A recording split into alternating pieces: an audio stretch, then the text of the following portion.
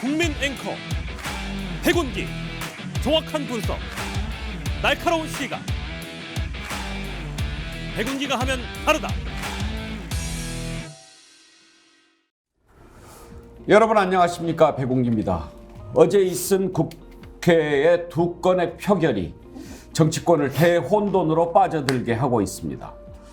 민주당은 한덕수 국무총리 해임 건의안을 통과시켰지만 이재명 대표에 대한 체포 동의안은 막아내지 못했습니다. 국무총리 해임 건의안은 윤석열 대통령이 받아들이지 않을 것이 뻔해서 굳이 비유하자면 공포탄을 쏘고 실탄을 맞은 셈이 됐습니다.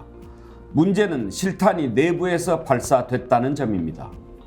여야 관계는 파탄 난 지 오래고 이제 민주당 내부에서도 내전이 일어날 판이니 정치권 혼란 한 치 앞도 내다보기 힘든 상황이 됐습니다. 오늘 정치본색 심층 토론에서 앞으로 전국 전망 깊이 들여다보도록 하겠습니다.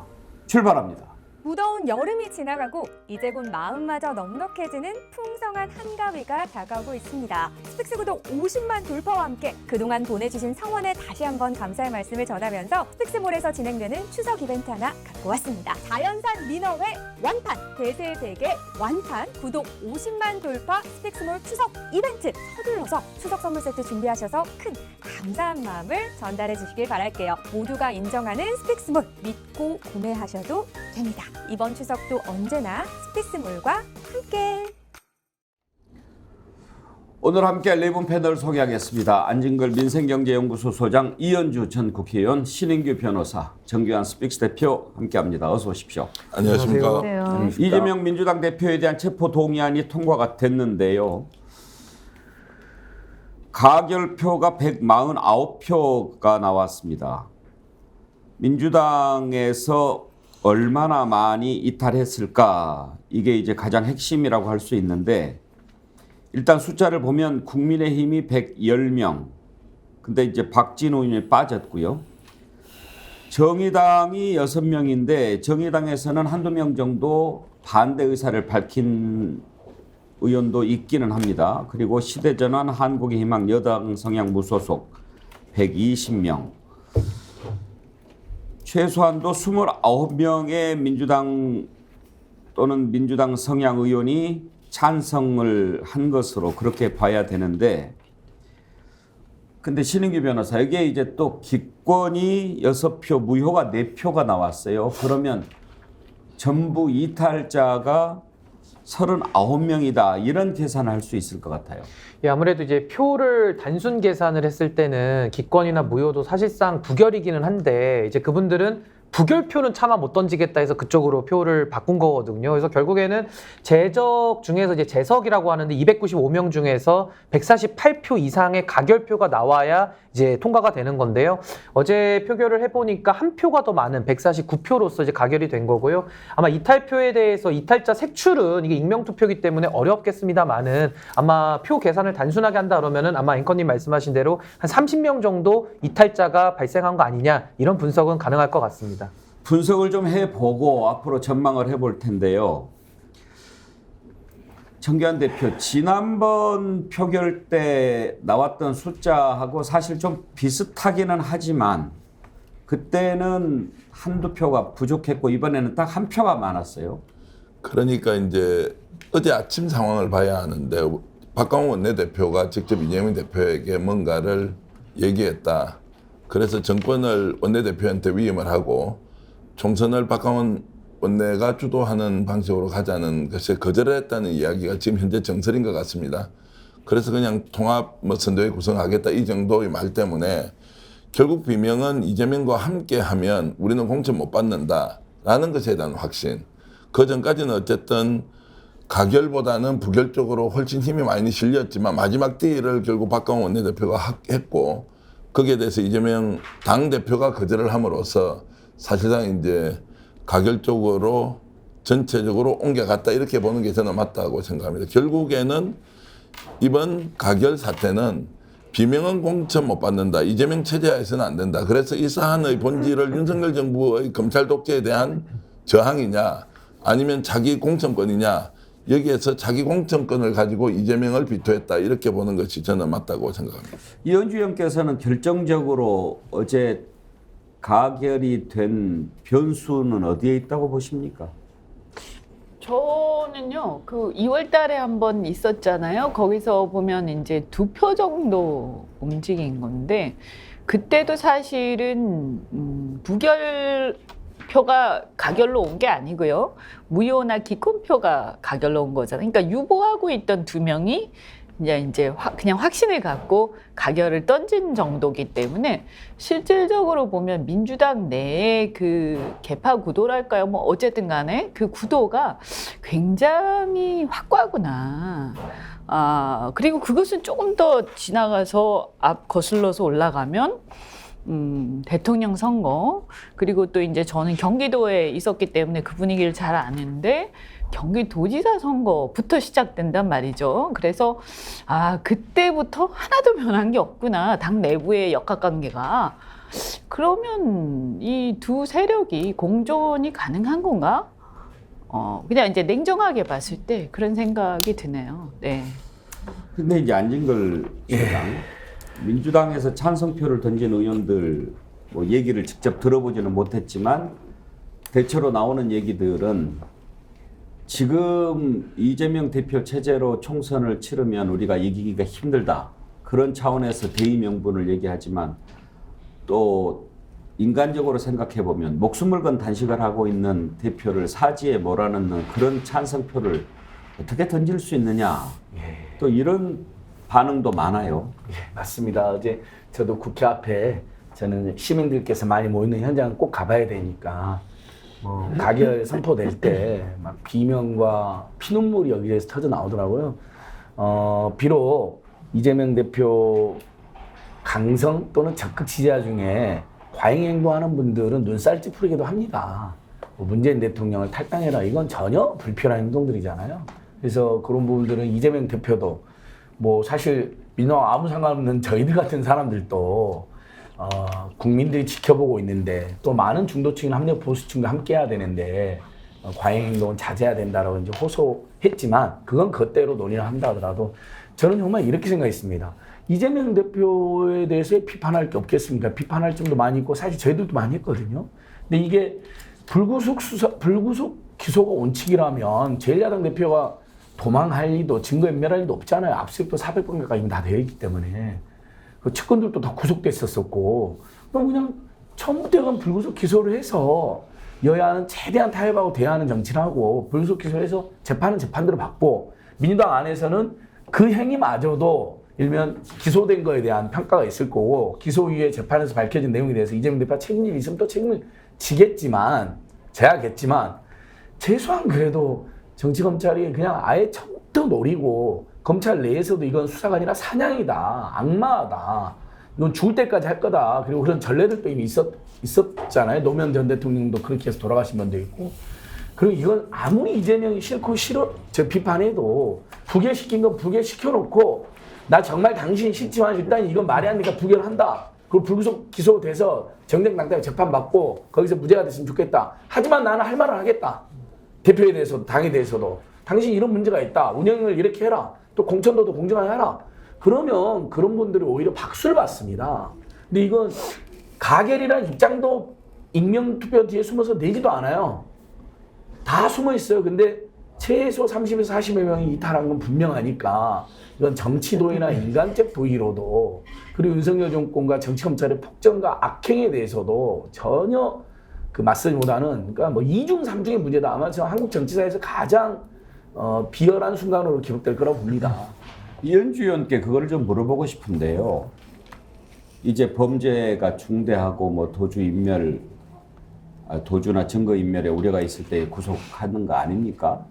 근데 어차피 이제 재판을 할 거 아닙니까? 네. 그런데 지금 제1야당 대표인데 굳이 반드시 인신 구속을 해서 기소를 하려고 하는 이유는 뭘까요?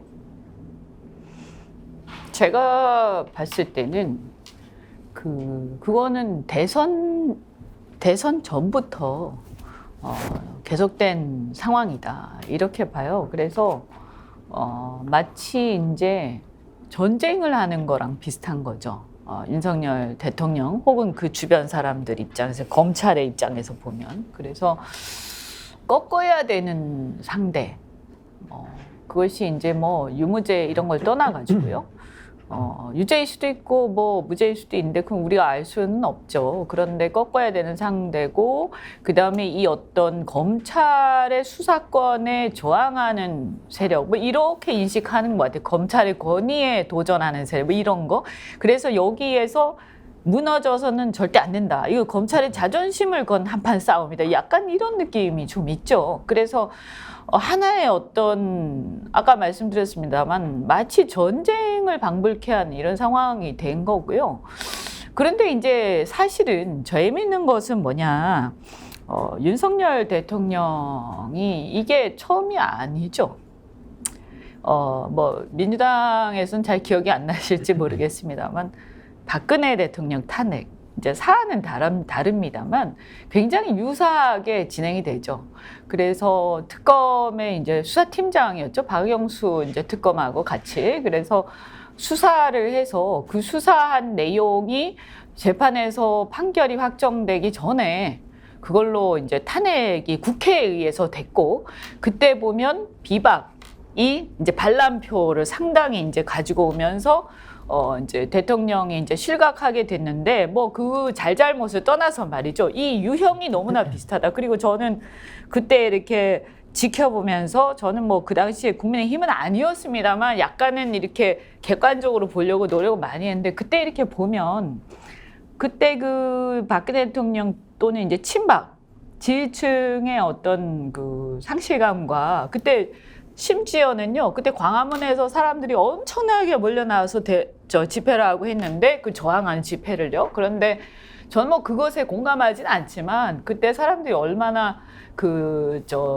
절절했냐 하면 막 울부짖고 그랬었어요. 그런데 그때 뭐 2명인가 죽었어요. 심지어는 아마 그랬던 걸로 저는 기억이 나요. 탄핵 반대했던 분들. 네네, 그렇죠. 그러니까 있었어요. 그 이후에 당이 수습이 안 됩니다. 그러니까 친박과 비박 간의 이 괴리가 그 정서적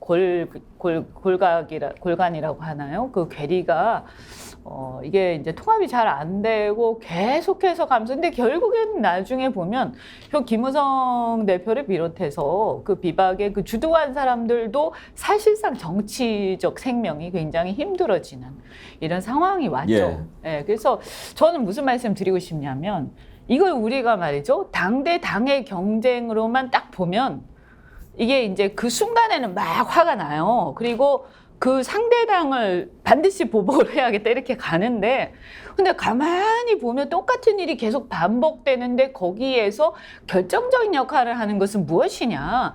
결국에는 정치가 그 정치의 논리를 넘어서서 검찰의 어떤 수사, 무자비한 수사에 완전히 놀아나는, 그러면서 실제 잘잘못이 있었다 하더라도 그 실제 잘못보다 훨씬 더 과도한 예. 어떤 그런 상황이 가면서 이 앙금 그리고 증오심 이런 것들이 극대화되는, 그래서 갈수록 악화되는 상황이 대한민국에서 벌어지고 있다. 이것을 한번 알겠습니다. 관조할 필요가 있다라는 말씀 드립니다. 자, 정전 대표 좀 더 깊이 들어가 봅시다. 이재명 대표는 윤석열 대통령과 대선에서 맞붙었던 정적 아닙니까? 그러면 이렇게 물론 법치합니다만은 이제 좀 깊이 들여다 본다는 차원에서 봤을 때 2가지 갈래로 볼 수가 있을 것 같아요. 하나는 철저한 정적 제거 차원이냐, 또는 미래의 또 다른 어떤 그 잠재적 주자에 대한 그런 제거 차원이냐, 아니면 총선을 앞두고 굳이 비회기에 청구를 했어도 될 구속영장을 회기 중에 청구하면서 이렇게 보다시피 민주당의 내분을 만들어 놓고 분열을 일으킴으로써 구도를 더 유리하게 가기 위한 그런 차원에서 이루어지는 어떤 기획이냐, 이 2가지 갈래로 놓고 봤을 때 어느 쪽에 더 가까울 거라고 보십니까? 대통령 정치 스타일은 정적 여선이 제거해야 된다는 목표가 확실히 섰고요. 그런데 이제 정적 제거를 저런 방식으로 해야 하느냐. 저는 약간 더 통큰 대통령이라면 좋은 정치를 통해서 국민들에게 본인이 신임을 확실히 받지 않습니까? 그러면 정적 제거할 필요가 없이 국민들로부터 인정받는 대통령, 총선에서 이기는 대통령, 차기 정권을 재창출하는 대통령. 근데 이걸 선택하지 않았죠. 왜냐하면 정적이기 때문에 죽여야 된다. 어떻게 죽일 거냐. 400번 가까운 압수수색 하더라도 제가 나올 때까지 끝까지 파고 뒤집어서 죽여버려라. 이렇게 저는 그냥 보통 사람으로서 인식이 됩니다. 그런데 이제 총선을 두고는 죽일 때 어떻게 죽일 거냐. 총선까지 계속 끌고 가면서 괴롭히는 것이 총선에서 훨씬 더 유리하다고 생각을 하고 그런 방향으로 말씀하신 대로 비회기 중에 하면 그냥 영장실질심사 받으러 가야 되는데 기어코 회기 중에 국회에 넣어가지고 체포동의안이 가결이나 부결이나는 게임에 이재명을 끼워 넣었죠. 그러면 어저께 그 상황에서 한동훈은 원래 법과 원칙대로 했기 때문에 가결된 것이 과연 좋았겠느냐. 저는 그렇게 생각하지 않습니다. 가결이 되음으로써 오히려 불확실성이 제거돼 버렸으니까 검찰의 손을 떠나버렸다. 그러면 하나는 성공했죠. 정적 제거를 위해서 어떤 식으로는 구속을 시켰겠다는 것은 성공했지만 저것이 가결됨으로써 총선에서 불확실성이 결과적으로 제거된 상황이라면 과연 한동훈과 윤석열 대통령이 이기고 있는 것이냐. 그래서 오늘 아침에 제가 국회에 나가 있는 기자들한테 얘기를 들어보니까 국힘이 고민에 빠졌다는 거예요. 아니 이재명을 살려놓고 총선까지 가야 되는데 이재명을 저런 식으로 하면 아웃 때도 비대위 체제고 구속이 되지 않고 만약에 불구속 상태로 가면 기사회생인데 야 이거 총선 어떻게 치르느냐 이런 고민이 국힘에 생겼다는 거예요. 그래서 저는 말씀드리고 싶은 것이 정상적인 방법으로 정치를 하지 않으면 아무리 그 계획이 치밀하다고 하더라도 결과적으로 민심에 의해서 상황에 의해서 뜻대로 되지 않는다. 이제 이런 것들로 저는 오히려 광의로 해석하고 싶습니다. 신영기 변호사 시각은 어떻습니까? 저도 이게 뭐 정계한 대표님 말씀대로 그 비정상의 역설 같은데요. 그러니까 이재명 대표라는 존재가 사실 국민의힘에는 상당히 미운 사람, 동시에 상당히 고마운 사람입니다. 그러니까 동시에 밉다라는 말은 지지자들을 봤을 때 제거를 빨리 해야 된다는 생각이 분명히 있을 거고요. 또 하나는 이재명 대표 없으면 국민의힘이 존재할 수가 없습니다. 반사 이익을 얻어야 되기 때문이죠.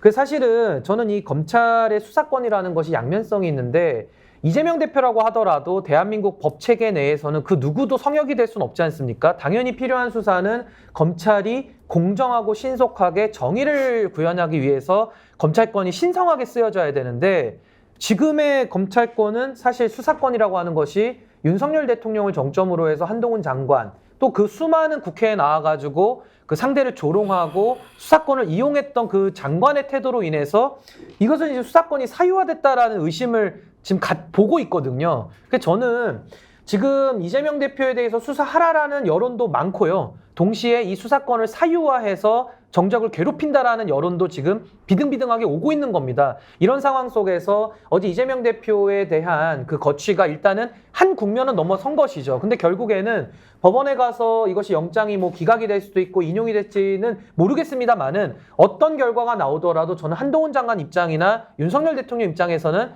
어느 경우가 나와도 저는 패배할 수밖에 없는 구도로 가고 있다. 저는 그렇게 봅니다.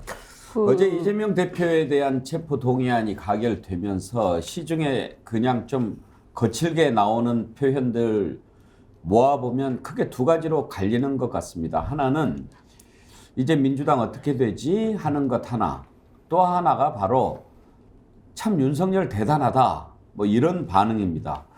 그러니까 안진걸 소장, 예.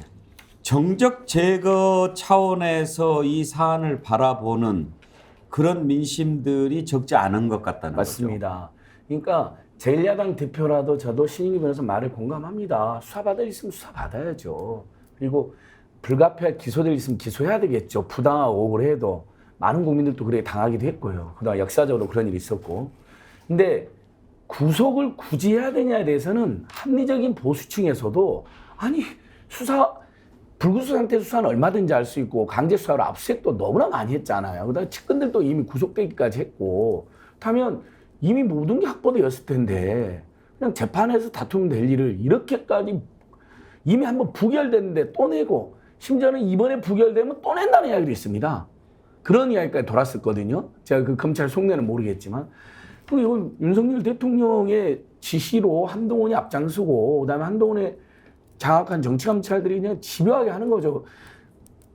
가결이 돼서 언뜻 보기에는 윤석열과 한동훈이 일시적으로는 승리한 것 같지만 저는 역사를 보면요. 동서고를 보면 이렇게 권력을 남용하고 부당하게 사유하고 대화의 파트너를 정치의 동반자를 이렇게 괴롭히는 방식으로 계속 악용하는 경우는 반드시 역풍과 심판이 있다고 생각합니다. 우리 이현주 의원께서는 정치 한복판에 계속 계셨잖아요. 네. 이런 일들을 보면서 우리 정치의 어떤 악순환이라고 그럴까요? 보복이 계속되는 그런 것 좀 걱정이 안 되십니까? 그러니까요. 저는 너무나 똑같은 일들이 당을 바꿔가면서 계속 생기는 걸 보면서 그리고 그 한가운데에 검찰이 있더라. 특히 검사라고 다 그런 건 아니에요. 근데 유독 윤석열 사단은 아주 독하거든요. 죄송합니다만. 예. 그래서 이게 보면 뭐 대단한 어떤 저는 계산이 있다는 생각도 안 해요. 그냥 무조건 있잖아요. 자신들한테 고개 쳐들면 전부 죽이는 거죠. 그러니까 이준석 대표를 제거한 것도 비슷한 차원이라고 저는 생각을 하고요. 지금 보면 우리 당의 대선 주자들도 똑같은 지금 운명으로 거의 그러니까 이제 고개를 쳐들다가 많은 사람들이 대부분이죠. 그리고 어떻게 보면 이 검찰이라는 것은 때로는 이제 권위가 필요하지만 그렇다고 해서 검찰이 국가의 최고 권력은 아니지 않습니까? 정치라는 것은 그보다 상부 구조란 말이에요. 근데 이것이 파괴돼 버리고 있죠. 그리고 여기 이제 제가 걱정하는 것은 이제 어떤 증오심에 불타는 민주당 지지층이 과연 이 상황을 제대로 잘 극복할 수 있겠느냐 이해는 갑니다만 결국에는 그렇게 하면서 결국에는 공멸의 길로 갈 가능성이 굉장히 많고 또다시 이런 상황들이 끊임없이 반복되면서 그 마지막 가장 상위에는 누가 있느냐 결국에는 정치의 사법화에 따라서 검찰이 모든 것을 실권을 결정을 사법부가 하는 거 아닙니까? 결국은 그 사법부한테 자기 목을 내놓고 서로가 서로를 손가락질하는 그 어리석은 상황들이 반복되는 거죠. 지금 보면 윤석열 대통령을 왜 뽑았냐라고 했을 때 이렇게 대답하는 사람들이 많아요. 그 사람이 보니까 다른 거는 별로 이렇게 칭찬할 게 거의 없고 오로지 그냥 이재명 대표가 대통령 되는 것을 막았다 하는데 의미가 있다라고 얘기하는 보수들이 많거든요. 그러면 이제 이재명 대표가 만약에 구속이 되거나 사라지거나 이렇게 되면 일단 그러면 이제 어떻게 되냐? 이제 윤석열 대통령은요. 이분이 가장 실책은 뭐냐? 저는 이렇게 생각합니다. 본인이 검찰에 계속 있었으면 모르겠는데 자신이 권력자가 돼버린 거예요. 이제는 자신이 대상이 됐습니다. 마지막에는. 그래서 이 어떤 방어막, 그러니까 일종의 입술 같은 존재가 사라진 상태에서 완전히 노출이 돼버린 거고 이제는 사람들의 시선은 처음에는 막 여러 가지 복잡하겠지만 시간이 지날수록 윤석열 대통령한테 이제 가는 거예요. 그래서 이런 경우에 항상 보면 마지막에 우리가 프랑스 혁명에서 로베스피에르가 이제 마지막에 어떻게 되는지 우리가 잘 알잖아요. 그러니까 뭐 이분이 어떻게 하느냐에 따라 다르겠지만 자칫 이제 성남 민중회의에서 이제 결국 토사구팽될 가능성도 없지 않아 있다. 예. 이것을 명심해야 될 거다. 자, 그러면 짧게 오늘 마침 이제 법률가 두 분이 계시니까 이 부분 한번 들여다보죠. 오늘 법원이 영장 심사 일정을 밝혔습니다. 26일 오전 10시 유창훈 영장 전담 부장 판사 심리로 진행할 예정이다. 지금 이재명 대표는 아직도 단식을 계속하고 있고 병원에 지금 입원해 있는 상황 아닙니까? 신인기 변호사 26일 날 영장 실질 심사를 한다면 지금 상태에서 가서 신문을 받는 것도 쉽지는 않아 보일 텐데 법무부에서 나온 얘기는 뭐 침대에 누워서 신문 받은 적도 있다 이런 얘기를 하더라고요. 그러니까 강행할 것으로 보이는데 일정 조율이 안 됩니까? 우선은 그 영장 실질 심사라고 하는 것은 법관이 영장을 발부하기 전에 이제 피의자를 불러서 의견을 한번 들어보고 그다음에 영장 발부를 결정을 하는 것이거든요. 그래서 사실은 기존의 사례를 봐도 이제 피의자가 나오지 않는 경우 또 있습니다. 나오지 않아도 뭐 영장 심사는 이루어지기도 하고요. 그래도 안 나가면 좀 불리하죠. 네, 뭐 그걸 가지고 이제 유불리를 꼭 논하기는 어렵고요. 뭐 아무래도 뭐 휠체어를 타고 나가는 것이 또 판사에게 동정심을 또 유발해서 오히려 나가는 게 더 유리할 수도 있고 또 안 나가는 것이 오히려 판사 입장에서는 뭔가 재판부에 대한 불성실의 느낌으로 받아들일 수도 있기 때문에 그 유불리를 딱 잘라서 말하기는 좀 어렵습니다만은 제가 봤을 때 유창훈 아마 부장판사 심리로 서울중앙지법에서 예정이 돼 있는데 이 기일을 연기하기는 좀 어려울 겁니다. 왜냐면 연기하게 되면 영장 전담 판사들은 순환으로 그 로테이션으로 돌아서 하기 때문에 기일이 매우 뒤로 지연되는 부분이 있고 또 추석 연휴가 끼어 있기 때문에 상당히 그 공백이 장기화될 수가 있거든요. 그렇다면 26일에 일단 하기는 하는 것인데 이재명 대표가 올 것이냐 안 올 것이냐가 이제 하나의 변수로 작용할 수는 있을 것이고요. 아마 재판부에서도 판단할 때 이것이 뭐 하나의 요건만 갖고 하는 것은 아니고 범죄 혐의가 충분히 소명됐느냐, 그러니까 다투고 있느냐, 부인하고, 그러니까 인정하고 있느냐 보고, 그다음 증거인멸의 우려와 도주 우려를 종합적으로 보거든요. 게다가 이것은 정치 쟁점화된 또 사안이기 때문에 아마 재판부의 고심이 매우 깊을 것인데 저는 그래도 재판부가 법과 원칙에 따라서 저는 판단해 줄 것으로 저는 기대하고 있습니다. 지금까지 드러난 혐의 사실 그리고 어제 한동훈 장관이 설명을 꽤 길게 했는데 이런 걸 종합해 봤을 때 신영희 변호사께서는 어느 쪽을 전망하십니까? 구속, 저는 영장, 결론을 발부, 말씀드리면 저는 기각을 조금 더 높게 봅니다. 물론 이제 뭐 제 개인적인 생각입니다만은 왜 기각을 저는 높이 보냐면요. 만약에 이 구속이라는 것은 유무죄를 따지는 건 아닙니다. 이 수사의 한 행태를 말하는 건데 구속의 필요성이 있어야 되거든요. 어제 한동훈 장관은 법정 나와가지고 뭐 엄청 길게 떠들던데 제가 봤을 때 다 들을 만한 얘기 거의 없는 좀 헛소리가 많이 들어가 있고요. 제가 봤을 때 범죄 혐의가 충분히 소명됐느냐 이게 가장 중요한데요. 그 부분에 대해서는 당사자인 이재명 대표가 인정하느냐 다투느냐. 근데 다툰다고 한다면은 변호사의 조력, 변호인의 조력을 받을 권리가 상당히 중요해져서 불구속 재판의 원칙이라는 것이 가장 위에 올라오는 것이고요. 그럼에도 불구하고 구속을 해야 된다라고 한다면은 이제 증거인멸의 우려와 도주의 우려인데 뭐 도주의 우려는 뭐 없고요. 제가 봤을 때는 증거인멸의 우려가 가장 클 겁니다. 근데 증거인멸의 우려에 대해서는 아마 검찰도 증거인멸의 우려가 없을 것을 대비해서 아마 그 증거인멸을 위증교사했다. 이걸 아마 혐의에 좀 끼워넣었다라고 보는데요. 증거인멸의 우려는 아까 안진걸 소장님 말씀하신 대로 엄청나게 많은 숫자의 압수수색을 이미 하기도 했고요. 심지어 공범들은 다 구속이 됐다가 재판 받다가 지금 보석으로 풀어주고 있어요. 그러니까 이미 조서는 다 받아놨고 법정에서 다 진술해놨거든요. 근데 뭘 더 증거를 인멸을 합니까? 그러니까 제가 봤을 때는 증거인멸의 우려도 매우 낮다. 그렇다고 한다면 건강의 문제도 당연히 구속할 때 고려하거든요. 그렇다면 영장을 발부하는 게 쉽겠습니까? 기각하는 게 쉽겠습니까? 제가 봤을 때는 결정문 쓸 때는 기각으로 쓰는 것이 좀 더 자연스럽다. 판사 입장에서는 저는 그렇게 봅니다. 이어주 의원 전망은 어떻습니까? 저는 잘 모르겠어요. 왜냐하면 이렇게 최근에 여론조사를 보니까 뭐 구속 여부에 대한 거였던 것 같은데 굉장히 팽팽한 것 같아요. 근데 이게 구속이 되는 게 맞다라고 생각하는 사람들이 뭐 이재명 대표의 유죄에 대해서 무슨 얼마나 알겠어요. 그죠? 그거는 사실은 내용을 다 보지 않은 사람은 모르는 거예요. 근데 다만 이제 피로감 같은 게 좀 있는 거죠. 이제 좀 끝냈으면 좋겠다. 이제 이렇게 생각하는 사람들도 적잖이 있는 것이고 그러면 이제 법원이라는 게 사실은 뭐 전혀 여론과 동떨어진 판단을 하는 곳은 아니거든요. 그리고 더군다나 이제 이 구속 여부는 사실은 종국적인 판단이 아니지 않습니까? 그러니까 구속했다가도 풀어줄 수도 있는 거고 또 구속을 안 했다가 나중에 구속할 수도 있는 거고 이런 거기 때문에 법원에서는 여론의 추이를 아마 보지 않겠나 하는 생각이 듭니다. 반반이다. 네. 정기환 대표 지금 우리 스픽스가 이번 월요일부터 프로 개편하면서 새로운 프로그램이 생겼지 않습니까? 노정면 앵커가 진행하는 뉴발, 뉴스를 발라드립니다. 그날이 이렇게 매체에서 나온 것들의 의미를 좀 설명하고 행간도 짚어주고 그렇게 하고 있는데 오늘 아침 한 보수 매체 그 헤드라인이 이런 게 있더라고요. 체포 동의안 가결로 법원 부담 덜어줬다. 그렇게 썼어요. 그러니까 법원이 영장을 발부해 줄 것으로 전망한다거나 발부해 주기를 기대하는 듯한 그런 행간이 읽혀졌어요. 대한민국 법원이 부담 들어주면 구속시키고 부담 들어주지 않으면 불구속시키고 이렇게 합니까? 법이라는 것이 법의 기준과 잣대에 의해서 판사의 양심으로 독립적으로 결론을 내리는 거죠.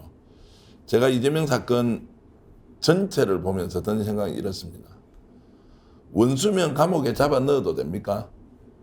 기분 나쁘면 말투 건방지면 저 새끼 저 감옥에 잡아 넣으면 됩니까? 그거는 깡패들이 하는 짓이고 그거 하지 말라고 우리가 법도 만들고 제도도 만들고 사회에서 계약을 해서 어떤 경우에는 어떻게 처벌하는 거다. 기분 나쁜 거는 나쁜 것뿐이지 기분 나쁘기 때문에 저 사람의 약점을 찾아서 끝까지 인신구속을 시키자. 그거야말로 조직폭력배들이나 양아치들이 하는 짓인데 지금 이재명에 대해서 기분 나쁘게 생각하는 수없이 많은 사람이 있지만 그 기분 나쁜 것은 그 사람에 대해서 비토를 하고 투표할 수 있는 기회가 있을 때 그냥 표 안 찍어주면 되는 거죠. 이거를 굳이 사법의 영역에 넣어서 저렇게 잡아 넣지 않습니까? 그러면 제가 보통 이야기하는 우리 사회상규나 원리에 대해서 이야기를 하면 대한민국 광역자치단체장, 기초자치단체장이 하고 있는 모든 인허가권에 대해서 저런 방식으로 224명 다 조사하자, 400번. 그러면 대통령부터 한 명도 살아남지 못합니다. 우리 지식인 여러분, 사회 여론주도층 여러분, 그거 아시지 않습니까? 저렇게 털어가지고 안 나올 놈 한 놈도 없습니다, 대한민국에. 그리고 선출직 행위라는 것은 국민이 위임한 권한을 자기가 책임지고 결정하고 집행하는 거지 않습니까? 그 집행의 과정이 어떻게 완벽하게 기초자치단체장이 광역자치단체장이 해냅니까? 그래서 야 너가 돈을 먹었어? 얼마를 먹었어? 혹시 이권 대신에 이걸 인허가권 준 거 아니냐? 이런 것들을 검찰이 철저하게 따진 것이지 그 자치단체장의 행위 자체가 불법적 소지가 있기 때문에 너 끝까지 감옥에 잡아 넣어야 되겠다고 하면 대한민국이 저는 돌아가지 않는다고 생각하는 겁니다. 이재명 대표에 대해서 호불호의 문제가 아니라 이것은 비정상이다. 이런 방식으로 사람을 인신구속하겠다고 하면 나는 나라가 절단난다. 이건 아니다. 그래서 마지막까지 저는 법원에서 유창훈 판사가 법과 원칙에 의해서 독립성을 가지고 엄중하게 결론을 내려달라. 저는 이렇게 말씀을 저는 드립니다. 이 말씀을 꼭 드리고 싶은데요. 그 법원은 사실 권력이 장악하기 어려운 구조로 돼 있습니다. 왜냐하면 기존 정권도 김명수 대법원장 체제에서 다 인사를 이미 했고요. 지금 유창훈 부장판사는 중앙지법에서 계속 오래 근무를 좀 해왔기 때문에 이게 장악이 들어가기 매우 어렵다는 게 첫 번째가 있고요. 저는 만약에 특수수사의 원칙을 지켜서 전광석화처럼 만약에 윤석열 정부 초기에 수사를 끝냈다고 한다면 또 하나는 한동훈 장관이 아니라 좀 정상적인 법무부 장관이었다면 전 이재명 대표 초기에 구속됐다고 봅니다. 근데 그것이 다 원칙이 무너졌기 때문에 지금은 또 이야기가 많이 다르다라는 게 전 첫 번째고요. 두 번째는 체포동의안이 가결됐다고 해서 바로 법원에서 그러면 법원이 국회를 존중해서 영장 내줘야겠다?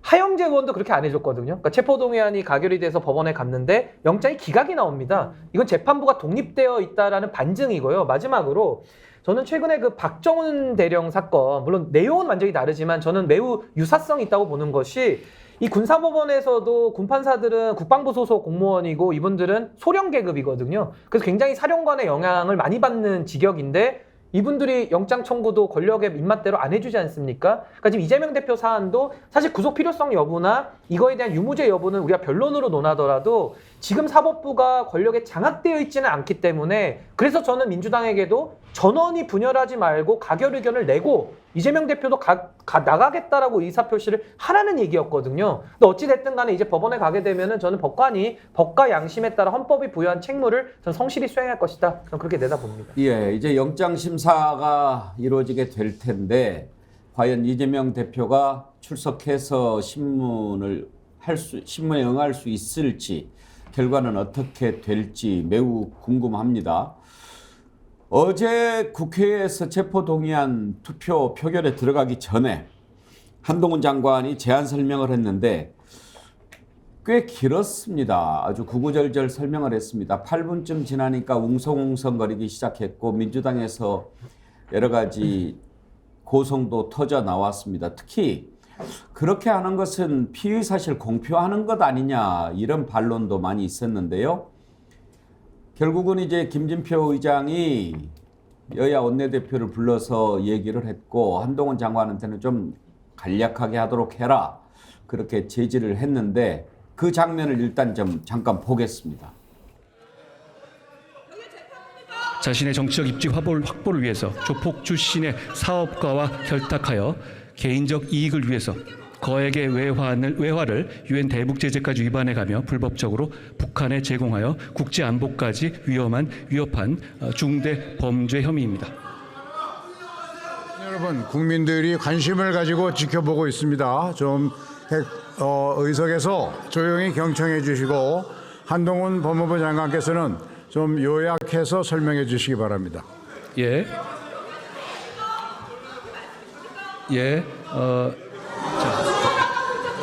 자, 이재명 의원을 비롯해서 민주당 의원들께서 이 사안 자체가 증거가 없다고 주장하고 계시기 때문에 저는 국민들 앞에서 설명할 의무가 있는 겁니다. 그 부분에 대해서 설명하는 것을 듣기 싫으시다면 그것은 내용을 알지 못하고 그냥 판단하겠다는 얘기밖에 되지 않겠습니까? 저는 국무위원으로서 여기서 그 내용을 설명할 임무가 있습니다. 그 임무를 다하겠습니다.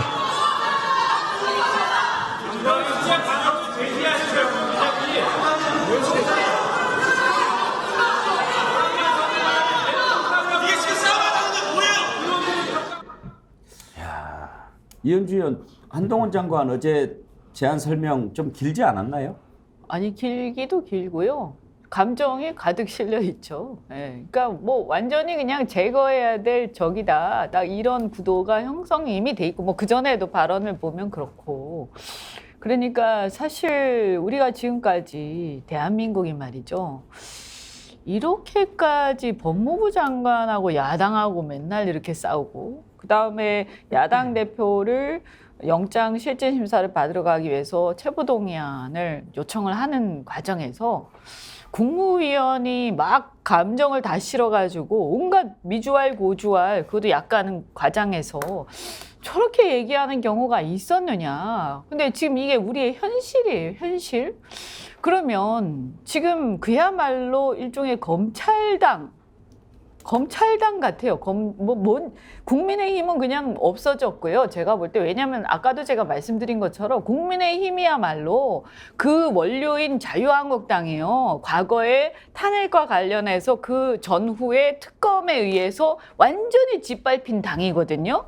그런데 그것에 대해서 그렇게 복수하겠다고 이를 갈더니 지금 겨우 한다는 것이 이런 것이냐. 이게 겉으로는 복수하는 걸로 보일지 몰라도 본질적으로 보면 결국 놀아나고 있는 거거든요.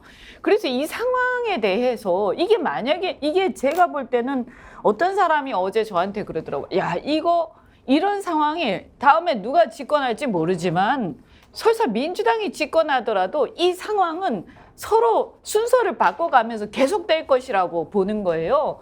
그러면 이게 우리 국민들이 원하는 게 과연 이것이냐, 과연 궁극적으로 심각하다라는 생각이 들고 지금 한동훈 장관은 이렇게 해서 이제 국민의힘의 다음 차기 주자 뭐 이런 걸 노리는 건지 모르겠으나 이분은 지도자로서의 리더로서 정말 나라를 걱정하는 마음이 눈꽃만치도 없구나 하는 생각이 들어요. 안익걸 소장도 어제 예, 저 장면 보셨죠? 봤습니다. 보고 저 어제 뭐 국회 앞에서 저도 항의 연설도 했었는데요. 누군가는 뭐 조선 재래라고 하지만 방금 방송만 보시고 지금 우리 애청자 댓글도 보면 이건 이러면 여야 원내대표를 불러서 국회의장이 빨리 끝내라고 했잖아요. 그러면 보통 국무위원이나 그냥 동네에서 회의를 해도 어떤 사람이 말이 장황해갖고 그 회의에 의장이 쥐를 주면 이렇게 합니다. 목례로 알겠습니다. 한 다음에 그럼 유학해서 하겠습니다 해서 짧게 끝내고 나갑니다. 근데 그 발언에 원래 대본에도 없는 의무에도 없는 발언을 하지 않습니까? 국무위원 거기에 있는 국회의원 전부를 훈계하지 않습니까? 니들 내 말 들어 이놈아 이거잖아요. 그리고 그 체포동의안 설명에서도 무슨 대한민국의 제1야당의 대표고 집권여당의 경기도지사 했을 때 인기도 많았던 분입니다. 많은 비판과 문제가 있다 하더라도 무슨 국제안보에 중대한 위협 이런 이야기까지 해가지고요. 제1야당 대표를 무슨 빨갱이나 간처로 보는 거 아닙니까? 대한민국의 꼴이 문제가 되는 겁니다. 이것은 야당과 시민사회에 친북 종북 세력 없습니다. 북한에 문제가 많죠. 하지만 대화해야 되고 평화적 관리를 해야 되는 그런 문제의식이 지금 여당과 다를 뿐인데 그걸 인정해주면 될 거 가지고 무슨 국제안보에 중대한 위협이니 뭐냐면서 빨갱이를 몰다가 오죽하면 국회의장 김진표 의장 얼마나 보수적인 분입니까? 민주당 출신이지만 국민의힘이랑 가깝다는 비난까지 받는 분인데 그분도 자기가 듣기에도 이건 문제가 있으니까 빨리 끝내라고 주의를 준 거 아닙니까? 근데 오히려 더 큰 소리를 치면서 의원을 훈계합니다. 본인이 검사 시절에 추미애 장관한테 일개 법무장관이라고 반말하고 훈계했죠. 그래놓고는 법사에 나와서는 일국의 법무장관 자신을 지켜 세우는 사람입니다. 이런 사람은 정말 국무위원 자격이 없습니다. 헌법에 보면 공무원은 정말 국민 전체 보험사라고 써 있고 정책 중립을 엄정하게 보장하고 지켜라고 되어 있고 국가공무법에 보면 온갖 의무를 부여놨습니다. 공무원에게. 단 하나도 지키지 않습니다. 저는 이 분을 볼 때마다 정말 개인적으로 극한의 분노 같은 게 느껴집니다. 이런 표현이 시사평론에서는 적절하지 않지만 많은 국민들이 그렇기 때문에 제가 한번 그 마음을 대변해 봅니다. 근데 신은규 변호사 이제 국회의원 체포동의안에 대한 제안 설명 한동훈 장관이 여러 차례 했는데 항상 논란이 됐습니다. 지난번에 민주당 노웅래 의원에 대한 체포동의안 제안 설명할 때는 뭐 봉투 부스럭거리는 소리 이런 얘기까지 하면서 반발을 샀는데 이번에도 이제 앞부분에 꽤 길지 않았습니까? 그런데 그 전에 지금까지 이렇게 법무부 장관이 체포동의안 설명할 때는 이러이러함으로 체포동의안을 했다. 처리를 해달라. 이렇게 취지를 설명하는 정도였지 이렇게 구체적인 혐의 사실을 다 적시하는 경우는 없었지 않습니까? 그래서 민주당에서는 이건 피의사실 공표죄에 해당하는 거 아니냐 이렇게 지금 반발하는데 해당 가능성이 있습니까? 저는 이게 피의사실 공표도 문제지만요. 전 더 큰 문제가 있다고 보는 게 이건 한동훈 장관이 어제 와서 선거운동하고 간 겁니다. 그러니까 대선 사전 선거운동하고 간 겁니다. 저는 어제 한동훈 장관의 태도를 보면서 국민 무시, 선민 사상, 그 사회성 결여, 전 이 세 가지를 느꼈거든요. 한동훈 장관은 지금 본인의 본분을 망각하고 있는데요. 그 최소한 야당의 대표이기 이전에 이재명 대표가 그래도 국민의 절반에 가까운 사람들이 지지를 받았던 정치인 아닙니까? 어느 한 명의 정치인을 대하더라도 그 국민을 보고 대한다는 인식이 깔려 있어야 되는데 그냥 거의 뭐 자법 내지는 어제는 뭐 중대범위 혐의자 뭐 이런 식의 취급을 하면서 어제 이제 그 국회 단상에 올라갔는데요. 최소한의 저는 뭐 그러니까 정중함과 예의까지는 요구 안 하더라도 최소한의 중립성은 가져야 될 거 아닙니까? 근데 이것은 뭐 중립성은 그냥 어디 달나라에다가 보내버려가지고 완전히 그냥 사전 선거운동을 어제 하고 가서 좀 매우 심각하게 바라봤고요. 한동훈 장관은 도대체 본인의 본분이 뭡니까? 정부조직법 32조에 법무부가 나오는데 검찰권을 관장하는 최고 책임자입니다. 부 이름도 저스티스예요. 근데 저는 저분이 정의를 과연 입에 올릴 자격이 있는가? 아니 도대체 한동훈 장관을 누가 선출했습니까? 저 자리에 어떻게 서 있을 수 있습니까? 임명받은 공무원이에요. 아까 안진거 소장님 말씀하신 대로 국민 전체의 봉사자고요. 그냥 월급 받는 우리의 종입니다. 근데 종이 왜 이렇게 말이 많습니까? 시키는 일만 하면 되지. 월급 받은 만큼. 그래서 저는 이 한동훈 장관이 지금 인기가 많아가지고 지금 눈에 보이는 게 없는 것 같은데 좀 정신을 차리셔야 될 것 같고요. 저는 어제 그 피의사실 공표뿐만 아니라 뭐 혁신위까지 언급하면서 마치 이재명 대표 그 말 바꾼 것까지 지적을 하던데 뭐 다 좋습니다. 저는요 어제 한동훈 장관의 그 행태를 보면 딱 그 공판 검사하면 딱 어울립니다. 그 공판 검사가 공판정에서 저렇게 하거든요. 그래서 저는 법무부 장관 할 게 아니라 검찰 좋아하시니까 공판 검사로 내려가셨으면 전 좋겠고 굳이 검사 그만하고 싶으시면은 제가 양보를 할 테니까 우리 정기한 대표님만 양해해 주시면은 여기 스픽스 한 프로 나오셔가지고 패널을 하셔야 돼요. 패널을. 그러면은 저런 혁신이 얘기하고 마음껏 자기 30분 동안 떠들 수 있거든요. 근데 어제 그 신성한 국회에 가가지고 국회를 모욕하고 국민 앞에 국민을 무시하는 저런 태도는 있을 수도 없는 일을 어제 저는 봤다 이렇게 봅니다. 저분이 말이죠. 국민의힘 대선 주자 1등이다. 이 현실이 정말 서글픈 거고요. 어쨌든 극렬 지지층에서 지지하는 거 아닙니까? 저렇게 하니까 시원하니까 뭐 이런 건데 저분이 대통령이 되면 큰일 납니다.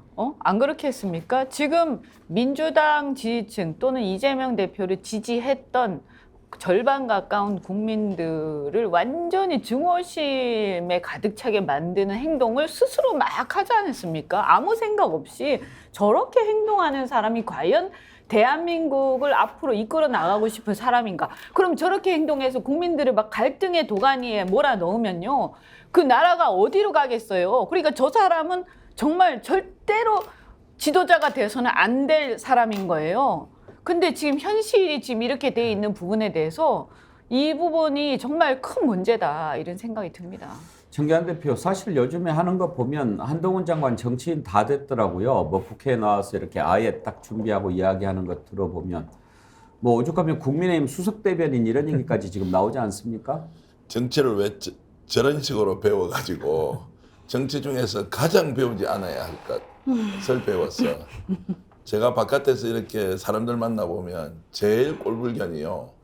잡기만 늘어가지고요. 본질에는 접근도 못하면서 본질은 이해하지 못하면서 그 꽤나 기술 가지고 세상 자기 마음대로 좌지우지할 수 있다고 착각하는 사람들. 정말 저는 사실은 역겨워서 잘 못 만나겠다 이런 생각하는데요. 누가 잡범입니까? 누가 잡놈이에요?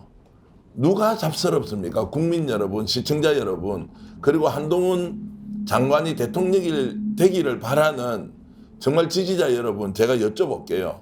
누가 잡놈이고 누가 잡스럽고 누가 잡범처럼 놀고 있습니까? 누가 조폭처럼 놀고 있어요? 한번 생각 한번 해보십시오. 국회라는 공간이 내가 가진 한 표를 가지고 우리 지역에서 마음에 들든 들지 않든 전 국민이 표를 모아서 300석을 만들어 놓은 거 아닙니까? 비례대표든 지역구든. 어쨌든 국민들이 자신의 의사를 반영시켜서 그 국회라는 공간에서 설사 그 국회가 제 역할을 못하고 정치가 옳은 길로 안 가지만 임명돼 있는 자가 대통령으로부터 임명받은 국무위원이 국민들이 뽑아놓은 국회 앞에서 국회의원들을 조롱하고 국회의원들을 가르치려 들고 그리고 말도 안 되는 잡기술만 가지고 와서 이 사람 구속시켜야 되는데 그것도 회기 아닌 때 얼마든지 해서 구속시켜버리든지 기어코 회기 중에 가져와서 이렇게 사단지기면서 하지 말라고 빨리 끝내라고 하는데도 저렇게 당당하게 하고 있는 저 한동훈 장관을 보면 누가 잡범이고 누가 잡놈이고 누가 잡스러운지 이제 국민이 판단해야 한다. 저는 그렇게 봅니다. 한동훈 장관이 정치를 할지 안 할지는 잘 모르겠습니다만 방금 정기환 대표께서 정치의 본질을 얘기하셨는데 정치의 본질을 설명하는 말들이 여러 가지가 있습니다. 그렇지만 제가 가장 우선 꼽는 표현은 정치는 국민의 눈물을 닦아주는 것이다 라는 표현이었습니다. 증오를 부추기고 편을 가르고 권력을 이용해서 약자를 괴롭히는 것, 이거는 정치가 해서는 안 될 일입니다. 지금 그런 모습을 보이고 있다면 그런 사람은 정치에서는 안 됩니다. 본인도 불행해지고 나라를 불행하게 만들기 때문이죠. 과연 내가 국민의 눈물을 닦아줄 만한 한 줌의 마음이라도 있는지 먼저 돌아보는 것이 정치를 하게 된다면 시작할 일이다 라는 말씀을 드리고요. 시골 농부님께서 이런 글 주셨네요. 스픽스에 한동훈 나오면 스픽스 망한다. 신인규 변호사님 제발 자리 양보하지 마세요. 네, 유념하겠습니다. 예, 정치를 어떤 것이라고 생각하는지 우리가 정치 본색을 계속 진행하면서 그런 본질적인 질문을 많이 던집니다. 윤석열 대통령은 대통령이라고 하는 자리를 어떻게 생각하는지, 윤석열 대통령이 생각하는 대한민국의 미래는 어떤 것인지 계속 질문을 던지고 있는데 아직 잘 모르겠습니다. 저 말씀 하나 드릴까요? 우리 형법 138조에 보면 법정이나 국회 회의장 모욕죄가 있거든요. 이런 죄를 왜 만들었을까요? 그러니까 국회라는 곳이 국민의 민의의 전당이고 국민을 대표한 사람들이 모여있기 때문에 아무리 본인이 선민사상에 쩔어 있어가지고 정말 다 시원치 않고 다 바보 같아 보여도 그럼 이분은 다 국민을 그럼 바보로 보는 겁니까? 국회에 대한 최소한의 존중과 예의가 없이 어제도 저렇게 와서 국회의장께서 몇 번을 일어나가지고 말리실 정도로 해도 말을 듣질 않거든요. 그러니까 굉장히 그 고집불통 같이 저렇게 구는데 참 저런 분이 대한민국의 저스티스, 그 정의를 관장한다라는 것이 이것은 윤석열 대통령도 책임을 같이 질 수밖에 없는 것이고 저는 국민들께서 충분히 이것은 분노하실 수밖에 없다. 저는 그런 생각을 갖고 있습니다. 이 보면 역사에서요. 저는 지금 이 정권이 그 마치 고려 시대 무신 정권 비슷한 것 같아요. 근데 그 무신 정권이 한번 들어서면서 계속 한 4번 정도 이렇게 지속되지 않습니까? 그 과정에서 국가의 시스템이 다 무너지고 그동안 고려가 쌓아왔던 모든 노하우가 다 무너지거든요. 그러면서 결국에는 고려가 망하는 길로 이제 접어들게 되죠. 그래서 우리가 야, 이게 지금 그동안에 아무리 대한민국 여야가 싸우고 막 이렇게 서로 경쟁하고 해왔어도 이것은 차원을 뛰어넘는 아주 이상한 상황으로 계속 갈수록 지금 심해지고 있는데, 이게 자칫 잘못하면요, 이 전환기에 우리나라가 정말 이제 완전히 꺾어져서 올라올 수 없는 길로 갈 수도 있다, 이런 걱정이 많이 듭니다. 이 정치권에서 특히 정치 리더들이 지금 정신을 차려야 돼요. 예, 민주당 이재명 대표에 대한 체포 동의안 가결 과연 어떤 의미가 있는지 짚어보고 있습니다. 오늘 아주 많은 분들이 댓글 남겨주고 계시고요. 지금 동시 접속자가 2만 명을 넘어섰는데요. 여러분들 많은 댓글 남겨주십시오. 한소리님, 피와 눈물이 없는 악마들은 반드시 죗값 받는다, 그런 글 주셨고요. 나공주래님, 정계환님 지금 말을 TV 토론에서 하셨으면 좋겠네요. 미개한 인간들이 보고 듣게. 어떤 말씀인가요? 하도 주옥 같은 말씀을 많이 하셔가지고 어떤 말씀인지는 잘 모르겠습니다만. 신채규님, 오늘 2만 명 안 넘어가면 정어리 탈퇴. 스픽스몰 편육 도착하면 소주 한잔하고 생각 정리. 아이고, 큰일 날 뻔했네요. 예, 신채규님 덕택에 오늘 동시 접속자 2만 명 넘었습니다. 감사하고요. 스픽스몰 편육시키셨는데 잘하셨네요. 아주 맛이 괜찮으실 겁니다. 신채규님께 디어루시에서 드리는 클렌징 폼 선물로 보내드리도록 하겠습니다. 자, 그러면 이제 또 한 가지 우리가 짚어봐야 될 게, 그러면 앞으로 이제 민주당이 어떻게 될까 하는 것입니다. 앞부분에서도 말씀드렸지만 여야가 장군, 멍군 주고받았습니다. 한덕수 국무총리 해임 건의안 통과시켰죠. 그렇지만 이재명 대표 체포 동의안 처리되는 것은 막지 못했습니다. 한덕수 총리 해임 건의안 통과시키면 뭐 합니까? 실효성 있습니까? 대통령이 받아들이겠습니까? 그 전에 박진 장관, 이상민 장관 어떻게 했습니까? 이번에도 뭐 이미 결정이 된 것 같습니다. 공포탄 쏜 겁니다. 그런데 공포탄 쏘고 민주당은 어떻게 됐습니까? 실탄 맞았습니다. 문제는 그 실탄이 내부에서 발사됐다는 점입니다. 민주당이 어떻게 될지 잠깐 전하는 말씀 듣고 이어가도록 하겠습니다. 무더운 여름이 지나가고 이제 곧 마음마저 넉넉해지는 풍성한 한가위가 다가오고 있습니다. 스픽스 구독 50만 돌파와 함께 그동안 보내주신 성원에 다시 한번 감사의 말씀을 전하면서 스픽스몰에서 진행되는 추석 이벤트 하나 갖고 왔습니다. 자연산 민어회 완판, 대세대게 완판, 구독 50만 돌파 스픽스몰 추석 이벤트. 서둘러서 추석 선물 세트 준비하셔서 큰 감사한 마음을 전달해 주시길 바랄게요. 모두가 인정하는 스픽스몰, 믿고 구매하셔도 됩니다. 이번 추석도 언제나 스픽스몰과 함께.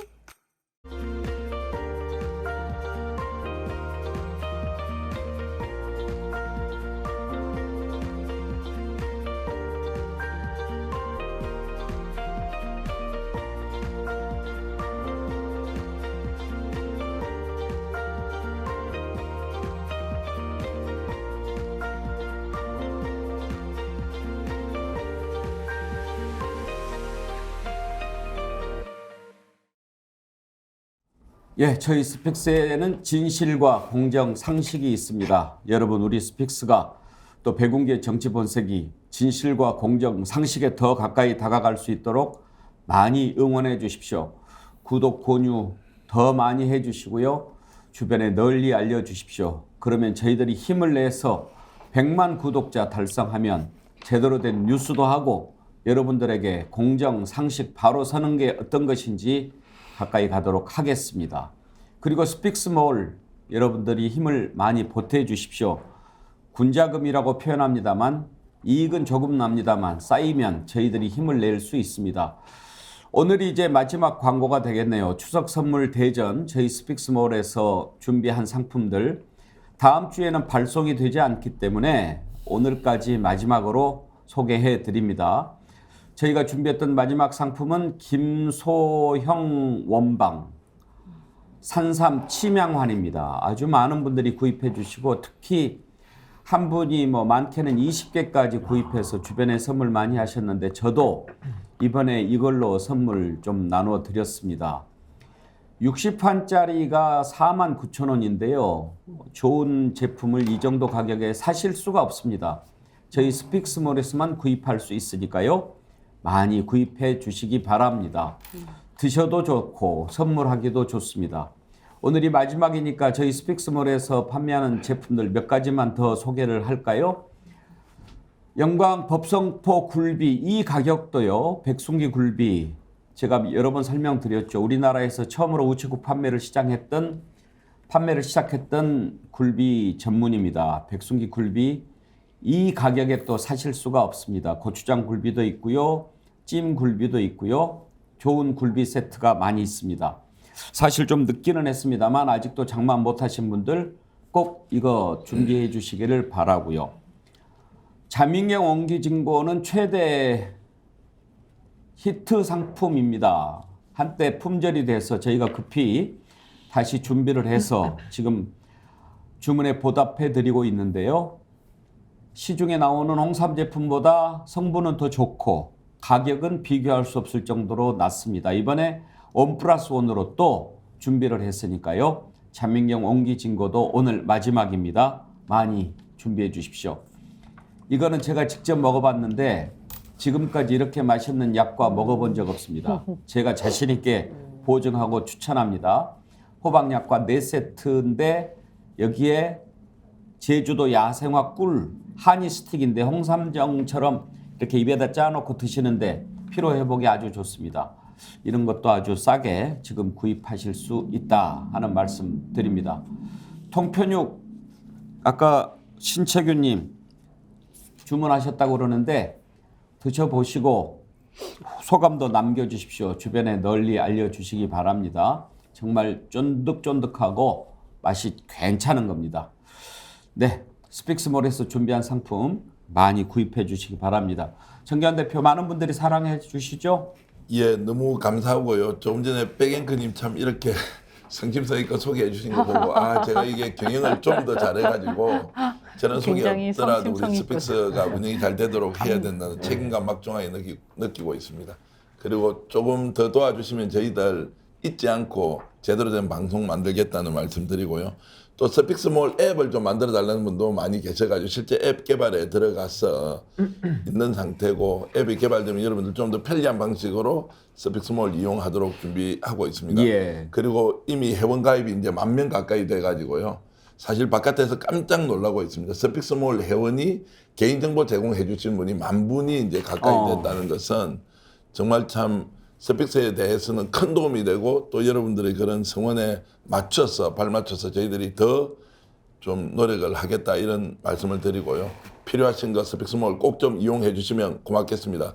그리고 지금 방송에 우상단에 나오는 저 통키 커피라는 것도요. 유기농 커피인데 정말 스픽스의 강력한 응원자이신데 저분이 자신만이 가지고 있는 좋은 커피를 세계 챔피언 했던 커피를 스픽스몰에 올려놓고 팔고 있으니까 특별한 커피를 찾는 분 계시면 꼭 스픽스몰에서 세계 챔피언 통키 커피 한번 기억하시면서 스픽스몰 투어 한번 해주시면 고맙겠습니다. 저도 커피 좋아하는데 커피는 원두가 좋아야지요. 예. 원두로 파는 겁니까? 예, 원두로 팔고요. 그렇군요. 예.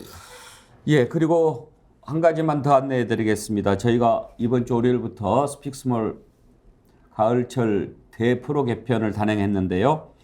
새로운 프로그램 3가지 소개해 드리겠습니다. 노종면의 뉴스를 발라드립니다. 월요일부터 목요일까지 오후 4시 50분에 방송하고요. 박시동의 경제본색. 정치본색이 있으면 경제본색이 있죠. 오호라 경제 대신에 경제본색을 새로 만들었는데요. 평일 매일 월요일부터 금요일까지 오후 3시 50분에 경제본색 진행합니다. 여러분들 경제 관심 있는 분들 많이 봐주십시오. 그리고 스픽스에서 처음으로 또 예능 프로그램을 만들었습니다. 오윤혜의 오낭만도생. 매주 수요일, 토요일 저녁 7시 50분입니다. 스픽스몰에서 하는 예능은 또 어떤 맛이 있을지 한번 즐겨보시기 바랍니다. 새로운 프로그램까지 소개해드렸는데 2만 명까지 넘게 동시 접속하셨다가 제가 광고 좀 했더니 2천 명 빠져나가셨네요. 반성하겠습니다. 오늘 마지막이라 좀 길게 광고했는데요. 광고를 또. 여러분 이해해 주시기 바랍니다. 자, 그러면 이제 민주당에서는 또 어떤 일이 벌어질 것인지 한번 짚어보도록 하겠습니다. 민주당에서 여러 가지 얘기가 많이 나옵니다. 왜 그러지 않겠습니까? 자신의 당 대표가 구속이 되도록 했는데 아무리 그렇다 하더라도 어떻게 같은 한솥밥을 먹는 사람을 사지로 몰아넣을 수 있느냐, 어떻게 함께 당을 같이 할 수 있겠느냐, 이런 얘기가 나옵니다. 당장 민주당 원내대표단 모두 사퇴했습니다. 최고위원들은 일단 남아있기로 했는데요. 민주당 4분 한번 들여다보도록 하겠습니다. 어제 민주당이 가결된 뒤에 긴급 의총을 했는데요. 권칠성 대변인이 한 얘기를 들어보겠습니다. 대표 체포 동의안에 대한 본회의 가결 투표는 용납할 수 없는 명백한 해당 행위입니다. 징계를 고려. 아직 그런 이야기까지는 없었습니다만 해당 행위라고 규정을 했습니다. 자, 해당 행위다라고 했는데 그런데 안진걸 소장, 네, 누가 찬성표를 던졌는지 알 수 있나요? 알 수가 없습니다. 지금까지 본인이 나 가결했다라고 한 사람이 나오질 않습니다. 물론 가결을 암시한 김종민 의원이나 이온우 의원은 있더라고요. 그러니까 이건 본인들이 나서지 않는 한 도저히 알 수가 없는데, 근데 이렇게 중대한 사태를 야기하고 또 이렇게 제1야당 대표를 인신구속, 기소하지 말라는 것도 아니고 기소받아 재판 받겠다는 사람을, 심지어는 비회기 중에 청구하면 가서 재판 영장심 심에도 당당히 응하겠다고 여러 번 이야기한 사람을 굳이 회기 중에 지금 영장이 청구됐는데 거기 앞장서서 한 30-40명을 뒤에서 모았다는 지금 이야기가 나오거든요. 조직적으로. 그래놓고 아니 그런 행위를 했으면 최소한 그건 유권자들과 국민께 우리는 이래서 했다고 해야죠. 너무나 그래서 비열하다는 것이고요. 다만 지금 이제 막 사람들이 열받으니까 명단을 돌립니다. 김은경 혁신안에서 나왔던 불체포 특권을 앞으로는 포기하거나 폐기하는 방향으로 가자라고 했을 때 그걸 원론적으로 찬성한 분들 명단이 찬성 명단으로 도는데 그건 전혀 맞는 명단이 아닙니다. 저는 이 방송을 보는 애청자님들이나 또 뜻 있는 시민들에게 명단을 작성하거나 명단을 배포하는 행위는 굉장히 신중해야도 팩트체크를 해야 됩니다. 어떤 경우가 있냐면요. 그냥 화나니까 아무렇게나 돌리는 사람도 있고 이 기회에 자기 경쟁자나 자기가 싫어했던 사람 이름을 넣어가지고 명단도 다 다릅니다. 살짝 추가해서 분명히 부결했는데도 본인이 페이스북에 부결했다고 당당히 밝혔는데도 그 사람 명단까지 넣어서 돌리는 경우도 있습니다. 그건 굉장히 부당하겠죠. 여러분 그건 정말 주의해 줬으면 좋겠고요. 오히려 저는 뭐 명단이 색출도 중요하죠. 근데 색출이라는 거 어차피 안 되는데 색출에 부정확한 색출에 신경을 쓰기보다는 이참에 민주당이 더 검찰 독재, 정치 검찰의 윤석열, 김건희, 한동훈 정권의 만행에 더 강력히 맞서는 것으로 더 많은 당원들과 시민들의 지지를 구하는 것으로 힘과 지혜를 모으는 게 더 낫겠다 이런 고민을 해봅니다. 아주 심한 말까지 서로 지금 나오는 그런 상황인데 정기환 대표 어떻게 보십니까? 민주당 갈라질 것 같습니까? 지금 비명계라고 이제 지칭되는 뭐 30명에서 40명 이분들이 어저께 가결이 되면서 얻었던 정치적 이익이 뭔지 제가 곰곰이 생각을 해봤습니다. 얻은 게 아무것도 없다. 만약에 통합선대위를 구성해서 다음에 공천이라도 좀 받겠다고 생각했으면 민심이 어떤 방향으로 가고 있는지를 판단해서 이재명 당대표의 체포동의안에 부결을 던졌어야 하는데 가결을 시킴으로써 얻었던 게 뭐냐? 저는 없는 것 같습니다. 그리고 이것이 결과적으로는 본인의 정치적 미래에 전혀 도움이 되지 않는다. 그러면 저는 오히려 거꾸로 숙제를 하나 이제 민주당에 준 것이죠. 왜 이재명 대표가 지금 이 상황에서 체포동의안 가결을 해야 되는지에 대해서 본인들은 단순하게 다음 총선에서 이재명이 존재함으로써 위험하다, 리스크가 있다. 이렇기 때문에 이재명 당대표가 손을 내야 한다는 그 주장이 좀 더 논리적으로 국민들을 설득할 수 있는 뭔가를 내놨어야 되는데 그게 전혀 없었습니다. 그냥 단순히 그럴 것이다. 그러다 보니까 결국 이 사람들은 자기 공천권 때문에 이재명을 흔드는구나. 이렇게 일반적으로 인식할 수밖에 없습니다. 충격적인 내용을 좀 말씀을 드리면 어제 의총을 했지 않습니까? 그 의총장 주변에서 나온 이야기가 그 상황에서 연판장을 돌리는 의원이 있었다는 거예요. 어떤 연판장이? 이재명 당대표 사퇴하라고. 체포동의안 가결됐으니까. 아. 민주당이 이 모양 이 꼴이라는 거예요. 그래서 그걸 봤던 기자가 기함을 했다는 거예요. 이것들이 미쳤구나 완전히. 너무 성급했는데요. 아니 그러니까 원내대표단이 사퇴를 하니까 이거 이제 이 기회에 이재명도 사퇴 시켜야 된다 해서 연판장을 돌렸다는 거예요. 현장인지 바깥인지 모르겠는데 이게 이제 출입 기자한테 알려지니까 와 이거 민주당 정말 해도 너무하구나. 뭐냐 이게 왜 이러느냐 그러면은 윤석열 정권이 또는 한동훈 장관이 몰아붙이고 있는 이 검찰 독재의 상황을 이재명을 몰아내기 위한 수단으로 쓰고 있는 민주당 비명계 또는 연판장 돌림 이름도 나오더라고요. 야, 이 사람은 그러면 국힘으로 가서 정치를 해야 되지 왜 민주당에서 하느냐고 이런 정도로 비정상적 상황을 지금 민주당 안에서 연출하고 있다 이런 말씀까지 드리겠습니다. 아무튼 내부 진통은 불가피할 것 같은데 이현주 의원께서는 민주당이 어느 정도까지 아플 것 같습니까? 저는 아까 제가 그 친박 비박 말씀을 드렸잖아요. 뭐 조금 다른 사안이긴 합니다만 그 극복이 안 됩니다. 극복이 안 됩니다. 왜냐하면 아까 제가 말씀드렸지만 경기도지사 선거 때부터 시작돼가지고 계속된 거 아니에요. 근데 보면 한 번도 바뀌지 않아요. 그 계속 평행선을 달리는 거예요, 각자가. 그리고 이게 뭐 예를 들어서 2월 달에 체포동의안 표결할 때하고 지금하고 엄청나게 바뀌었냐? 그것도 아니거든요. 그냥 기껏 약간 유보하고 있다가 2명이 돌아선 건데 그 정도에 불과하고요. 그러면 제가 볼 때는 완전히 딴 생각들을 서로 하고 있는 거기 때문에 이럴 때는 사실은 쿨하게 그냥 순리대로 각자 따라하는 게 맞아요.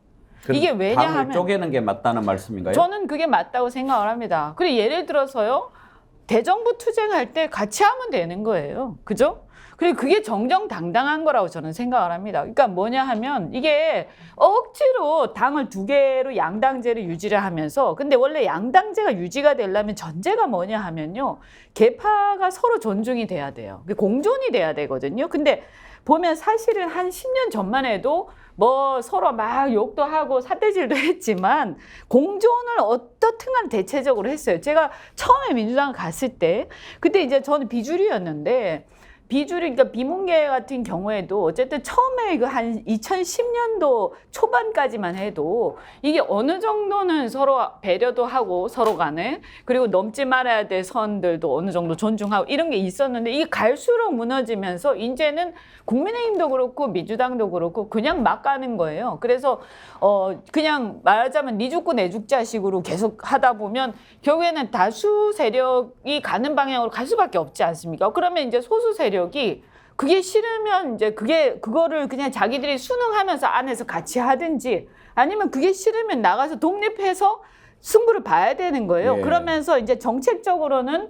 대정부 투쟁에 대해서는 연대하고 같이 가면 되는 거예요. 근데 이게 지금 그런 게 안 되는 어떤 과도기적 상황인 것 같은데 이게 문제가 뭐냐면 제가 이제 설레 말씀드리면 저는 이제 이렇게 관찰을 해본 건데 그러면 친박들이 나중에 친박 비박 이게 어떻게 됐느냐 왜 바른정당이 나와가지고 국민들의 지지를 별로 못 받았냐 하면 이런 얘기를 하더라고요. 보수층 그 지지층 내부에서 그러니까 난파선이 다 쪼개지고 깔아앉은 다음에 도망쳐 나왔다.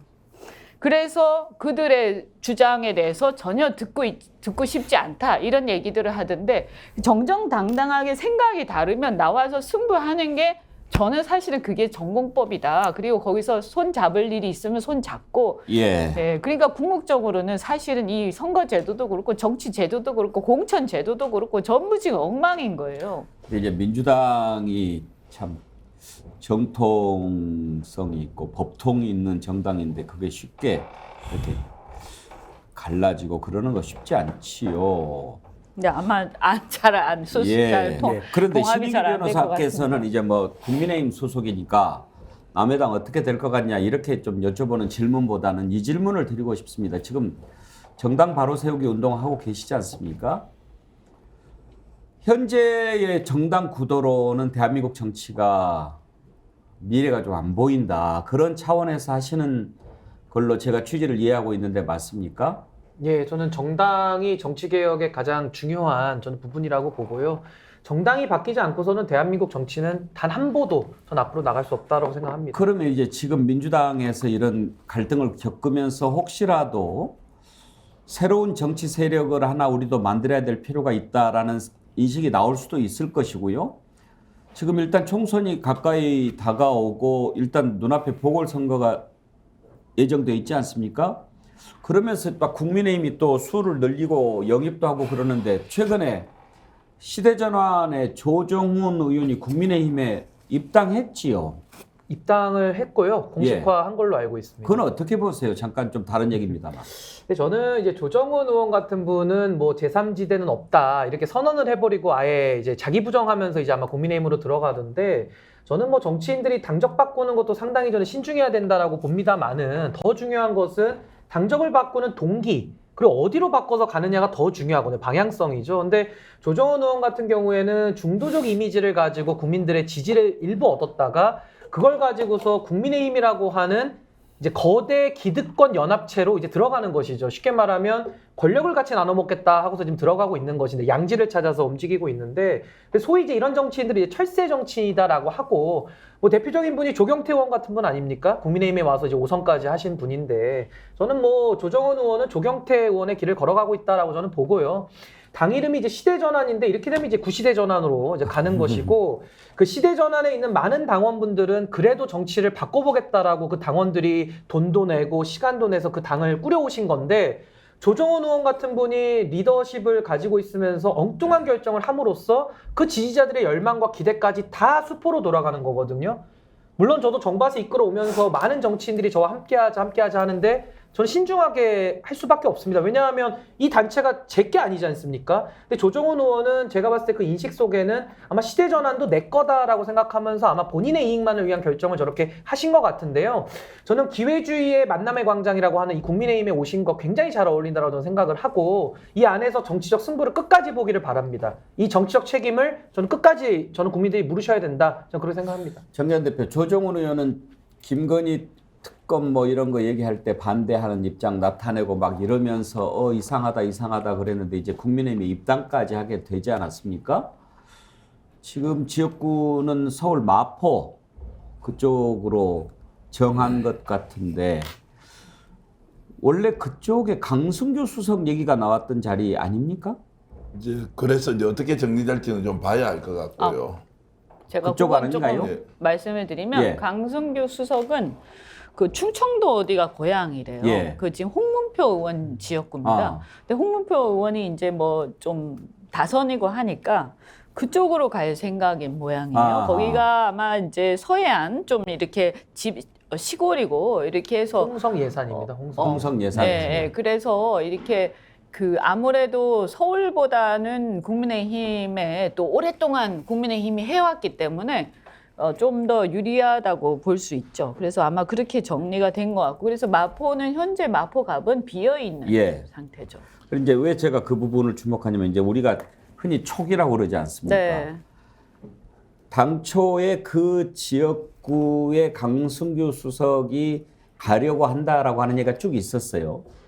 그랬는데 이제 그렇게 정리를 하고 물론 뭐 공천 과정이 있겠지만 김건희 여사 특검법 반대하고 계속 국민의힘 편에 들면서 원래 이제 시대전환이 민주당 계열의 위성정당으로 만들어졌던 거 아닙니까? 그렇게 해서 국회의원이 됐는데 네. 자기를 국회의원으로 만들어준 그 민주당을 사실상 배신한 건데 그렇게 해서 국민의힘에 입당하면서 마포 쪽으로 갔다. 이것은 뭔가 저 상층부에서 어느 정도 교감이 이루어진 것 아니겠느냐라고 생각하는 게 그러니까 이제 뭐 합리적 의심 김건희 아닌가요? 여사 쪽이라든가 이런 쪽에서 뭐가 있었을 수는 있는데 그건 뭐 제가 알 수는 없습니다만 그런데 교감이 전반적으로 있는 것 같지는 않아요. 얼마 전에 조선일보 1면에서 아무 맥락 없는 영입이라고 하면서 이걸 형편없다는 식으로 폄하를 하고 그걸 1면에서 썼고, 조선일보가 그 사람이 뭐 엄청난 거물도 아니고요. 이런 영입 인사를 가지고 1면에서 비판하는 경우는 없었거든요.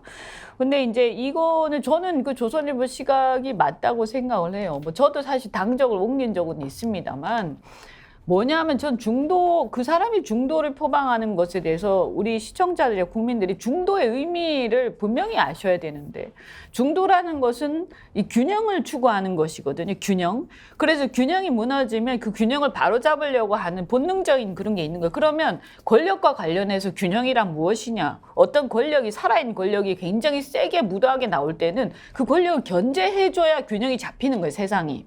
그런데 이 조정훈 의원의 지금 하는 행보를 보면 권력이 균형을 잡는 쪽으로 움직이는 게 아니고 그 살아있는 권력을 더 강화시키는 쪽으로 움직이잖아요. 그러니까 이것은 균형이 아니에요. 그래서 저는 제가 이렇게 보면 이 사람은 중도가 아니다. 그냥 단순한 기회주의자인 것 같다. 이렇게 보이고, 그래서 무책임, 그러니까 균형이 무너져 가는데 이것을 방치하고 나는 아무것도 아니야. 나는 누구 편도 안 될 거야. 이렇게 하는 게 무책임이고요. 권력이 이제 무너져서 권력이 막 무도하게 가서 균형이 무너지는데 그때 더 센 쪽으로 영합하는 것은, 권력이 영합하는 것은 그것은 기회주의죠. 그래서 이거하고 다르다. 그다음 이 사람이 586을 계속 비판한다고 본인이 얘기를 하더라고요. 근데 제 기억에 이분이 586을 비판한 적 한 번도 없습니다. 제대로 싸운 적도 한 번도 없고요. 만약에 이 사람이 586을 정말 비판 의식을 가지고 있었다면 이분이 민주당에 언제 가까이 했느냐? 문재인 정권 때 가까이 한 거예요. 그죠? 그럼 네. 그 당시에 문재인 정권은 그야말로 살아있는 권력이었어요. 그런데 586이 그 권력의 실세였잖아요. 그 권력의 실세로 있을 때 586하고 전혀 한마디도 못하다가 이제 뭐 다 끈떨어져가지고 별로 말도 못하고 있는데 거기다 대고 자기가 586, 그리고 실제로도 한마디도 뭔가 제대로 구체적인 얘기를 한 적도 없고. 그래서 저도 X세대인데 이 사람 뭐 하는 사람이야? 그러면 진짜 586하고 투쟁하면서 싸워온 사람들을 모욕하는 거다, 이 사람이. 굉장히 불쾌하다. 이분은 아주 웃기는 사람이에요. 저도 요거 연관돼서 한 말씀만 드리자면은 조정훈 의원이 이제 자기가 먹던 우물에 이제 침을 뱉는 거죠, 사실상. 그래서 저는 이제 민주당에 대해서 하신 말씀이 재밌게 들었는데 87년도에 구태 정치의 절정이다라고 하면서 침을 탁 뱉고 지금 나가신 건데, 나가신 곳이 또 공교롭게도 기회주의의 만남의 광장이 이제 국민의힘으로 지금 가게 된 건데, 전 여쭙고 싶은 게, 그러면 저도 87체제의 기득권에 대해서 비판하거든요. 민주당이 반민주적으로 가서는 안 된다. 그리고 민주당의 586, 686 그 운동권들의 기득권화되는 거 저는 비판을 하는 입장인데, 저는 국민의힘을 지금 비판하고 있거든요. 근데 이분은 국민의힘이 좋다고 손을 잡아요. 그럼 제가 여쭙고 싶은 게, 그럼 국민의힘은 몇 년도 체제입니까? 이거 6, 7년대 체제입니까? 5, 7년대 체제입니까를 묻고 싶고, 반민주성에 대해서도 그럼 국민의힘의 반민주는 어떻습니까? 이재명 대표의 사당, 운동권의 사당화가 문제라면 윤핵관의 사당, 윤석열 대통령의 사당화에 대해서는 왜 비판을 안 하는지가 이분의 이중성과 내로남불이고, 또 하나는 기득권에 대해서도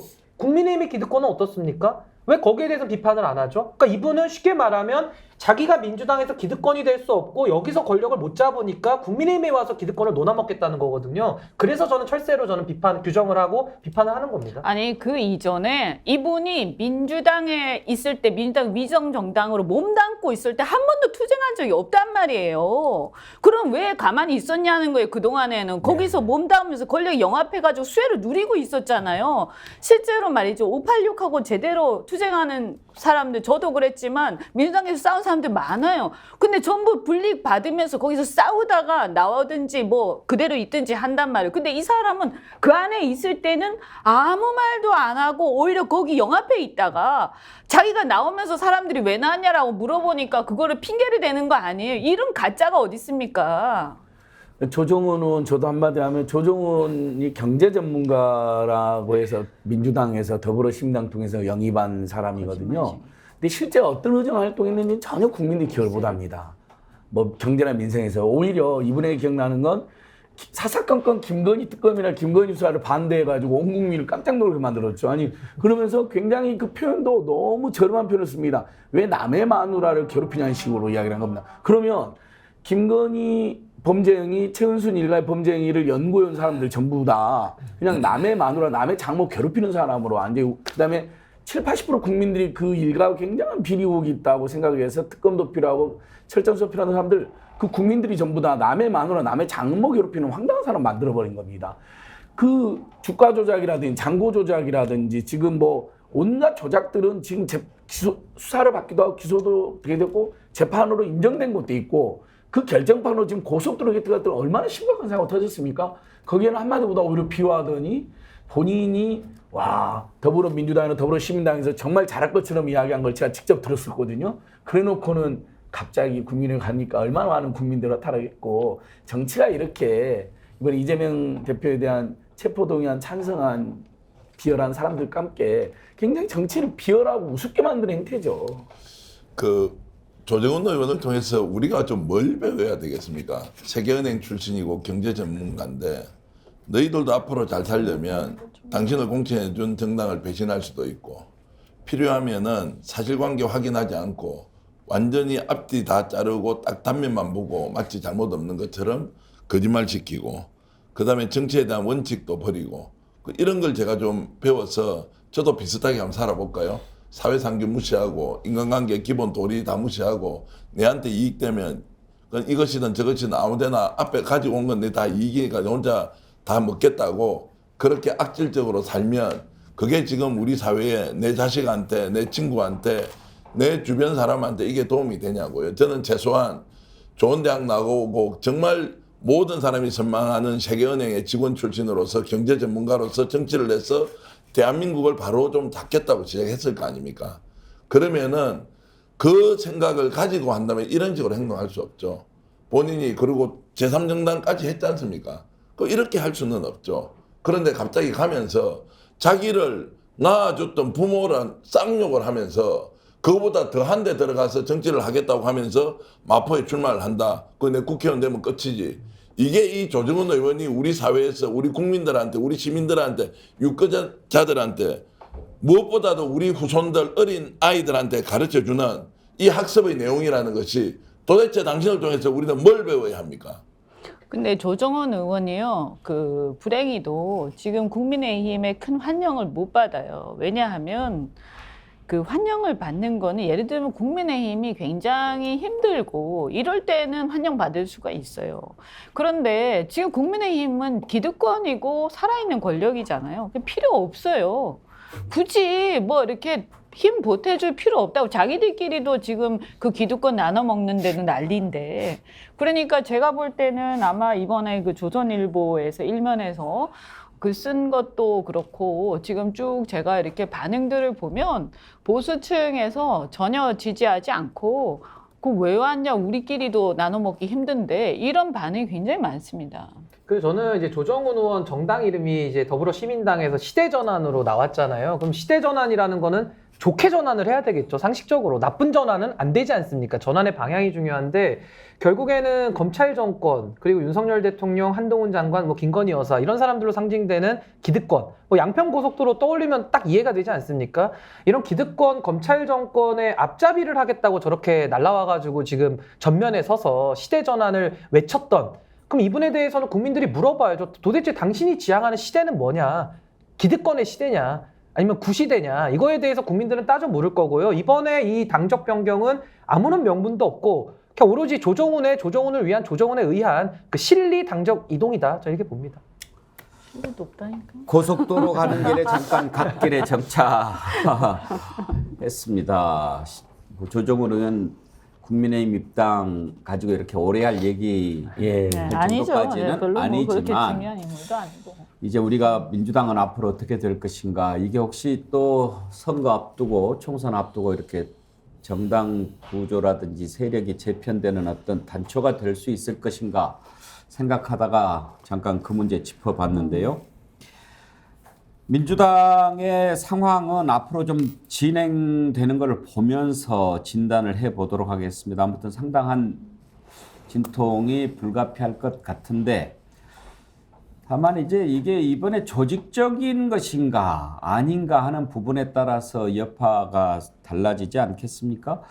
정기환 대표 어떻게 이번에 이탈표는 좀 조직적인 냄새가 납니까? 확실하게 공천권을 가지고 집단 행동을 했다고 봐야 되고요. 저는 이제 이게 사태가 터졌기 때문에 어떤 식으로든 수습을 해야 하는데 여기서도 저는 이재명 당대표 리더십이 굉장히 중요하다고 봅니다. 색줄에서 발본색원하고 이 사람들을 당에서 출당 조치 또는 공천 절대 주지 말자는 것을 어떤 경우에도 사감을 가지고 또는 개인적 판단과 정치적 결단을 해서는 안 된다고 생각합니다. 내년 총선을 앞두고 민주당이 어떤 식으로든 개혁 공천을 해야 하고 그걸 통해서 정말 수권 정당으로서 면모를 갖추고 윤석열 정부와 어떤 식으로든 경쟁하는 체제를 갖추려면 이 사안 자체에 대한 책임 소재를 따지는 것보다는 앞으로 민주당을 어떻게 운영해 갈 것인지에 대한 통큰 결단과 판단이 있어야 한다. 제가 조금 전에 들어온 보도는 되지 않았지만 들어온 소식에 의하면 오늘 오후 6시에 최고위원들이 다 녹색병원으로 찾아가서 이재명 당대표를 면담하는 모양입니다.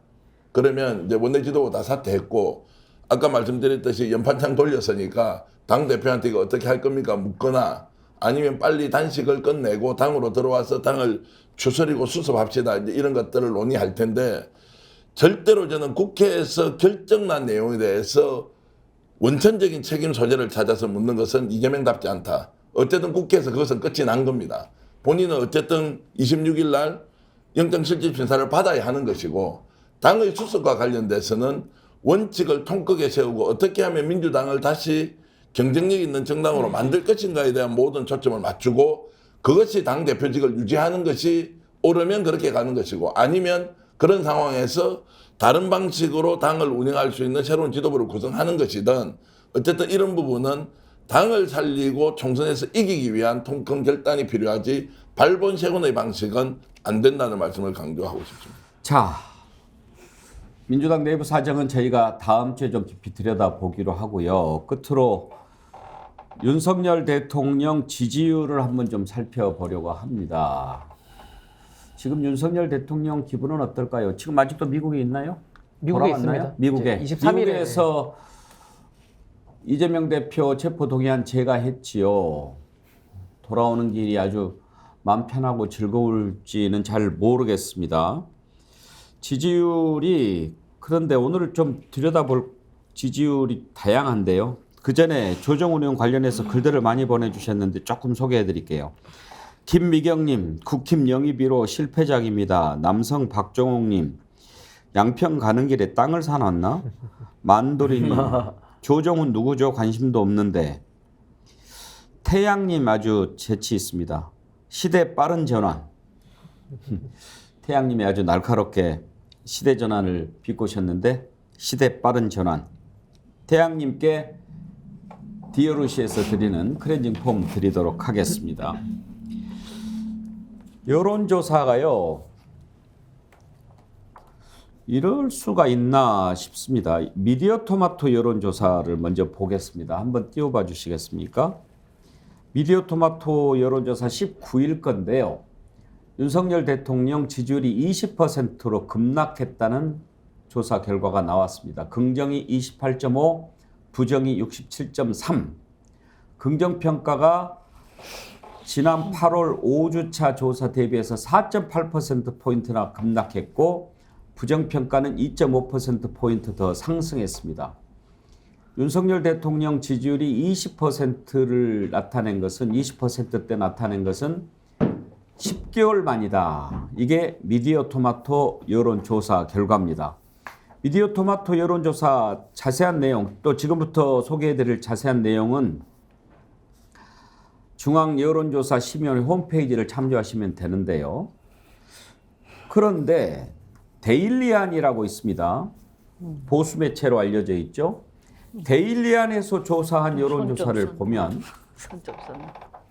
이것도 거의 같은 날이에요. 19일까지 이틀간 조사한 건데 제목이 윤 대통령 국정 지지율 40%대 회복, 서울 13%포인트 상승 이렇게 올라와 있어요. 그래서 9월 첫째 주에 37.7%였던 여론조사 긍정 지지율이 41.3%로 올라가고 부정평가는 60.2에서 56.7로 뚝 떨어졌습니다. 이렇게 상반된 여론조사가 나오는 것은 현기환 대표 여론조사 우리가 오랫동안 지켜봤지만 어떤 변수가 있을 때 상승 하락이 차이는 조금 있지만 20%대로 떨어졌다는 조사가 있는데 40%대로 해보겠다는 여론조사, 이걸 어떻게 받아들여야 될까요? 얼마나 국민들이 헷갈리겠습니까? 일단 저는 좀 못 믿겠는데요. 제가 지금 파악하고 있는 민심은 대통령에 대한 국민들의 뭐 지지율이나 이런 것들이 높아질 수 있는 상황이 아니다. 뭐 이렇게 저는 보고 있는데요. 그래서 여론조사를 보면 우리가 추세선을 봐라. 이게 오르는 것이냐 내리는 것이냐. 뭐 이런 부분에서 전혀 상반된 저런 결과를 보고 있으면 뭐 MSG가 좀 들어간 거 아니냐 이렇게 좀 우리가 의심을 할 수밖에 없는 상황인 것 같고요. 그만큼 여론조사에 대해서 아마도 민감하게 반응을 하는 쪽 또는 본인의 정치적 성향을 가지고 이것을 어떤 식으로든 조금 반영을 지켜봐야 하겠다는 의도가 여론조사 안에 있는 것 아니냐라는 생각은 듭니다. 특히 데일리한 여론조사에서 서울이 13%포인트 상승했다. 이게 이제 강서구청장 보궐선거도 앞두고 있어서 더 눈에 들어오는데, 신은기 변호사, 이 여론조사는 평가를 어떻게 하십니까? 우선 저는 뭐 여론조사 기관마다 사실 다 다르게 잡히기 때문에 그냥 추세를 중심으로 보면 될 것 같고요. 여론조사가 올랐을 때는 오를 만한 이유가 설명이 돼야 납득이 되고 자료로서 가치가 있는데, 아까 뭐 데일리안 같은 경우에는 올랐다고 한다면 그 오른 거 설명을 해야 될 거 아닙니까? 오를 만한 이유가 없거든요. 뭐 이균용 후보자, 대법원장 후보자 그 자녀에 대한 의혹이나 뭐 김행 후보자, 신원식 후보자 막말, 뭐 유인촌 장관의 그 MB 세력의 부활, 뭐 어떠한 거 하나도 긍정적인 요인이 전혀 없는데 올랐다라고 하니까 오히려 더 믿기가 매우 어렵다, 이런 생각이 들고, 저는 지금 대한민국은 전 3대7 사회가 고착화됐다라고 봅니다. 이 3대7이라는 것은 나름의 근거가 있는 숫자인데요. 국민의힘을 지지하시는 분이 저는 30%는 있다고 봅니다. 그 이유는 왜 그러냐면 홍준표 대선 주자가 2017년도에 나왔을 때 이제 소위 탄핵 대선이라고 하죠. 그때도 24%를 얻었거든요. 그러니까 24%가 가장 그 최저점이라고 우리가 보면 될 것이고, 2016년도에 새누리당이 상당히 그 고전을 할 때 비례대표 득표율을 보시면은 33%를 얻었습니다. 그럼 33%와 24%의 중간 언저리가 아마 20% 후반 내지는 30% 정도 될 텐데, 저는 이 30%라는 숫자가 거의 보수의 기본값이다. 그래서 윤석열 대통령이 아무리 못해도 아마 그분들은 끝까지 지지를 해줄 걸로 저는 예상이 되기 때문에 지금 대한민국 사회의 여론은 3대7 사회가 저는 고착화되고 있다. 저는 이렇게 진단합니다. 이현주 의원, 지금 윤석열 대통령이 기네스 기록에 도전하고 있다고 하는데, 만약에 기네스북에 올라가면 지지율이 더 올라가게 될까요?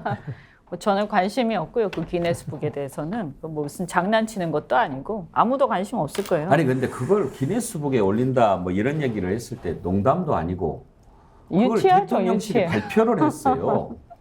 유치해요. 무슨 뭐 초등학생입니까? 유치하게? 그런데 이제 아까 그 여론조사와 관련해서 이제 이 보수층의 이제 3대치 이거는 이 30% 언제 무너지냐면요. 아, 더 이상 유지가 안 되겠다.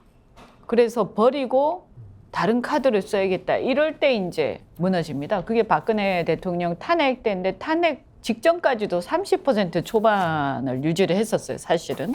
근데 어느 순간 확 떨어지는데 그 지지 철회라기보다는 이제 다른 전략으로 가는 거죠, 지지층이. 그런 거하고, 그 다음에 이 여론조사 기관을 잘 보셔야 되는데, 여론조사 공정이라고 돼 있지 않습니까?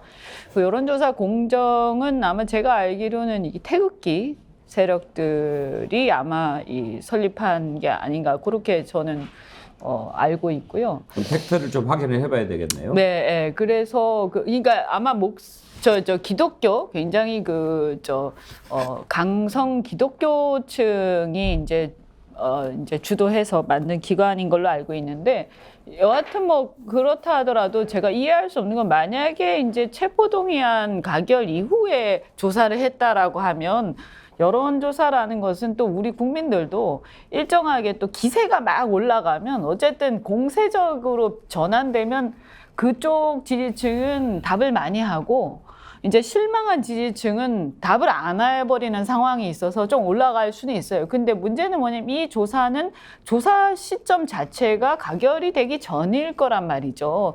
그래서 좀 이해가 되지 않는다. 근데 어쨌든 뉴스토마토에서 퍼센트대가 나오고 계속 떨어지면서 여론조사 결과가 굉장히 심각하다 하는 어떤 전반적인 얘기들이 나온 끝에 이게 나온 거기 때문에 아무래도 약간 이거 뭔가 비상하다 이렇게 해서 좀 잘 나오는 여론조사 없느냐 뭐 이런 움직임들이 있었을 수도 있겠다. 뭐 그렇다고 해서 이것을 뭐 바꾸거나 했는지는 제가 잘 모르겠습니다만 그런 영향이 좀 있을 수는 있겠다. 그리고 이런 결과가 나온 것을 또 유독 이렇게 굉장히 대서특필해서 마치 엄청나게 올라간 것처럼 또 헤드라인을 뽑고 하는 것들도 그 의도가 좀 보이지 않습니까? 네. 저도 그 일부 언론 보도가 참 재밌고 대통령실의 반응도 웃긴 게 그냥 이건 아주 그냥 냉정하게 제가 호불호를 떠나서 이야기 드린 건데 일반 한국갤럽에서 지난주 32% 오늘 뭐 32% 1% 올랐다고 되어 있잖아요.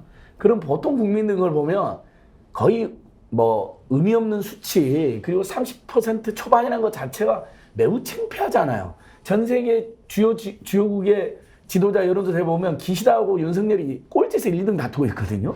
근데 대통령실 반응이나 일부 언론에서 어떻게 보도를 하냐면요. 윤석열 대통령 지지율 반등. 그리고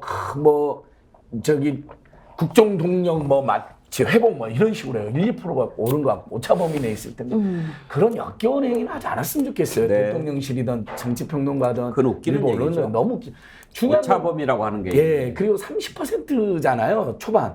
그것도 60대, 70대 어르신들 그다음에 일부 지역에서 높은 지지율이 평균 합산돼서 나온 거니까 보통의 그냥 일반적인 시중 여론은 20%대다라고 보는 것도 맞을 겁니다. 무리한 시간 아닐 텐데 그럼 부끄러운지 알아야 되고 반성을 해야 되잖아요. 어떻게 20, 30%의 지지율이 나옵니까? 참 저는 그러니까 한국 정치 특히 집권 세력이 너무 질이 떨어진 행위를 계속한다 이런. 그 이제 거기다가 그게 보면 안심번호 그게 아니고 RDD라고요 무작위 추출 네. 방식이거든요. 이거는 좀 부정확한 경우들이 그래도 안심번호에 비해서는 더 많은 편이죠. 근데 저는 여론조사 볼 때 갤럽계 그래도 응답률이 가장 높고요. 갤럽에서도 대통령 지지율이 32%가 나오는데 여기서도 뭘 중심적으로 봐야 되냐면은 무당층의 비율이 있습니다. 무당층이 현 정권을 어떻게 평가하느냐를 보셔야 되는데 오늘자 보면 무당층이요. 대통령 잘하고 있다가 17%고요. 부정이 64%예요. 근데 여론조사에서 10%대라는 거는 그냥 없다고 보시면 되는 거거든요. 그러니까 지금 무당층은 지지하는 사람이 없는 겁니다. 17%. 없는 거. 그래서 저는 지금 전체적으로는 아까 안 소장님 말씀대로 여러 고령층 인구도 있고 여러 가지 섞여가지고 이것이 합산이 돼서 30%라는 숫자가 나오지만 지금 우리가 일상생활에서 마주치거나 이렇게 생활하다 보면 지지자가 지금 현재 없다. 이렇게 보는 것이 저는 냉정한 평가다. 저는 이렇게 봅니다. 통계는 통계대로 봐야 하지만 제가 이제 요즘 흘러가는 민심을 우리 보통 평론하는 사람들이 이제 촉으로 본다 그러지 않습니까? 대구 경북도 전체적으로 부정 여론 또는 피로감 이런 게 굉장히 많이 쌓이고 있는 게 일반적인데요. 근데 갑자기 서울에서 윤석열 대통령에 대한 긍정평가가 급등했다. 이런 것들은 흐름으로 봐서는 잘 이해가 안 되고 그래서 뭔가 이게 가공이나 이렇게 됐을 수 있다는 거고 저는 여론조사 하나하나를 가지고 통계적으로 분석하는 것도 중요하지만 근본적으로 정치가 정상화되고 대통령이 그 정상화를 위해서 노력하고 있고 이 과정에서 국민들이 평가를 해서 정말로 윤석열 대통령의 긍정평가가 높아져서 거기에 따라서 민주당도 제대로 정신 차리고 경쟁하면 참 좋겠는데 민주당 아무리 잘해라 보다 사실은 더 중요한 것은 지금 집권 여당과 대통령이 자기 역할 제대로 해서 지지율 높이는 것밖에 없습니다. 이런 여론조사의 결과를 가지고 급등했네 반등했네 이거 저는 의미 없다고 생각하고요. 제발 정치를 정상적으로 해서 긍정 지지율을 정말 민심으로부터 좀 받아내라 대통령이. 그렇게 해서 총선에 어떤 정당을 찍더라도 이번에 내가 제대로 주권자로서 대접받았네. 나는 이 당 찍을래. 이렇게 좀 만들어가는 그 역할 좀 해줄 수 없습니까? 이런 말씀드립니다. 그렇게 하라고 하니까 이제 제가 볼 때는 생각해낸 게 이제 체포동의안 이런 걸 통해서 민주당 내부를 막 흔들고 결국에는 이제 민주당의 약점이랄까 어쨌든 대표의 어떤 이런 부분들 이런 것들 부각을 시키면서 대결 구도를 만들고 그래서 마치 어떤 전쟁에서 작은 전쟁이긴 하지만 전쟁에서 승리한 것 같은 기세를 막 올려가지고 앞에 있었던 많은 악재를 다 덮어버리고 이렇게 해서 뭔가 회복하려고 하는 것도 좀 있을 수 있지 예. 않냐. 굉장히 비겁하다. 오늘 토론은 여기까지 할 텐데요. 다시 한번 정치란 무엇인가 본질을 생각하게 됩니다. 그리고 정치하시는 분들, 나는 왜 정치를 하는가 매일 아침 자신한테 좀 물어봤으면 좋겠습니다. 국민이 있습니다. 국민이 없으면 정치할 이유도 없는 거고요. 국민 때문에 정치하는 건데, 예. 여러 가지 참 일이 많았던 한 주였습니다. 함께해 주신 여러분들께 감사드리고요. 다음 주에는 강서구청장 보궐선거에 출마한 후보들 또 좀 기회가 되는 대로 불러서 인터뷰도 해보려고 합니다. 여러분들 많이 기대해 주시기 바랍니다. 건강한 주말 보내시고요. 또 우리 스픽스 많은 성원 부탁드리겠습니다. 산삼 침향환 마지막 저희들이 소개해 드리는데 오늘 많이 주문해 주시기 바라고요. 함께해 주신 안진걸 소장님, 이현주 의원님, 신흥기 변호사님, 정기환 대표님 네 분 수고하셨습니다. 주말 잘 보내십시오. 감사합니다. 다음 주 월요일 오전 10시 50분 생방송 백운계 정치본색으로 다시 찾아뵙겠습니다. 감사합니다. 국민 앵커 백운기 정확한 분석 날카로운 시각 백운기가 하면 다르다.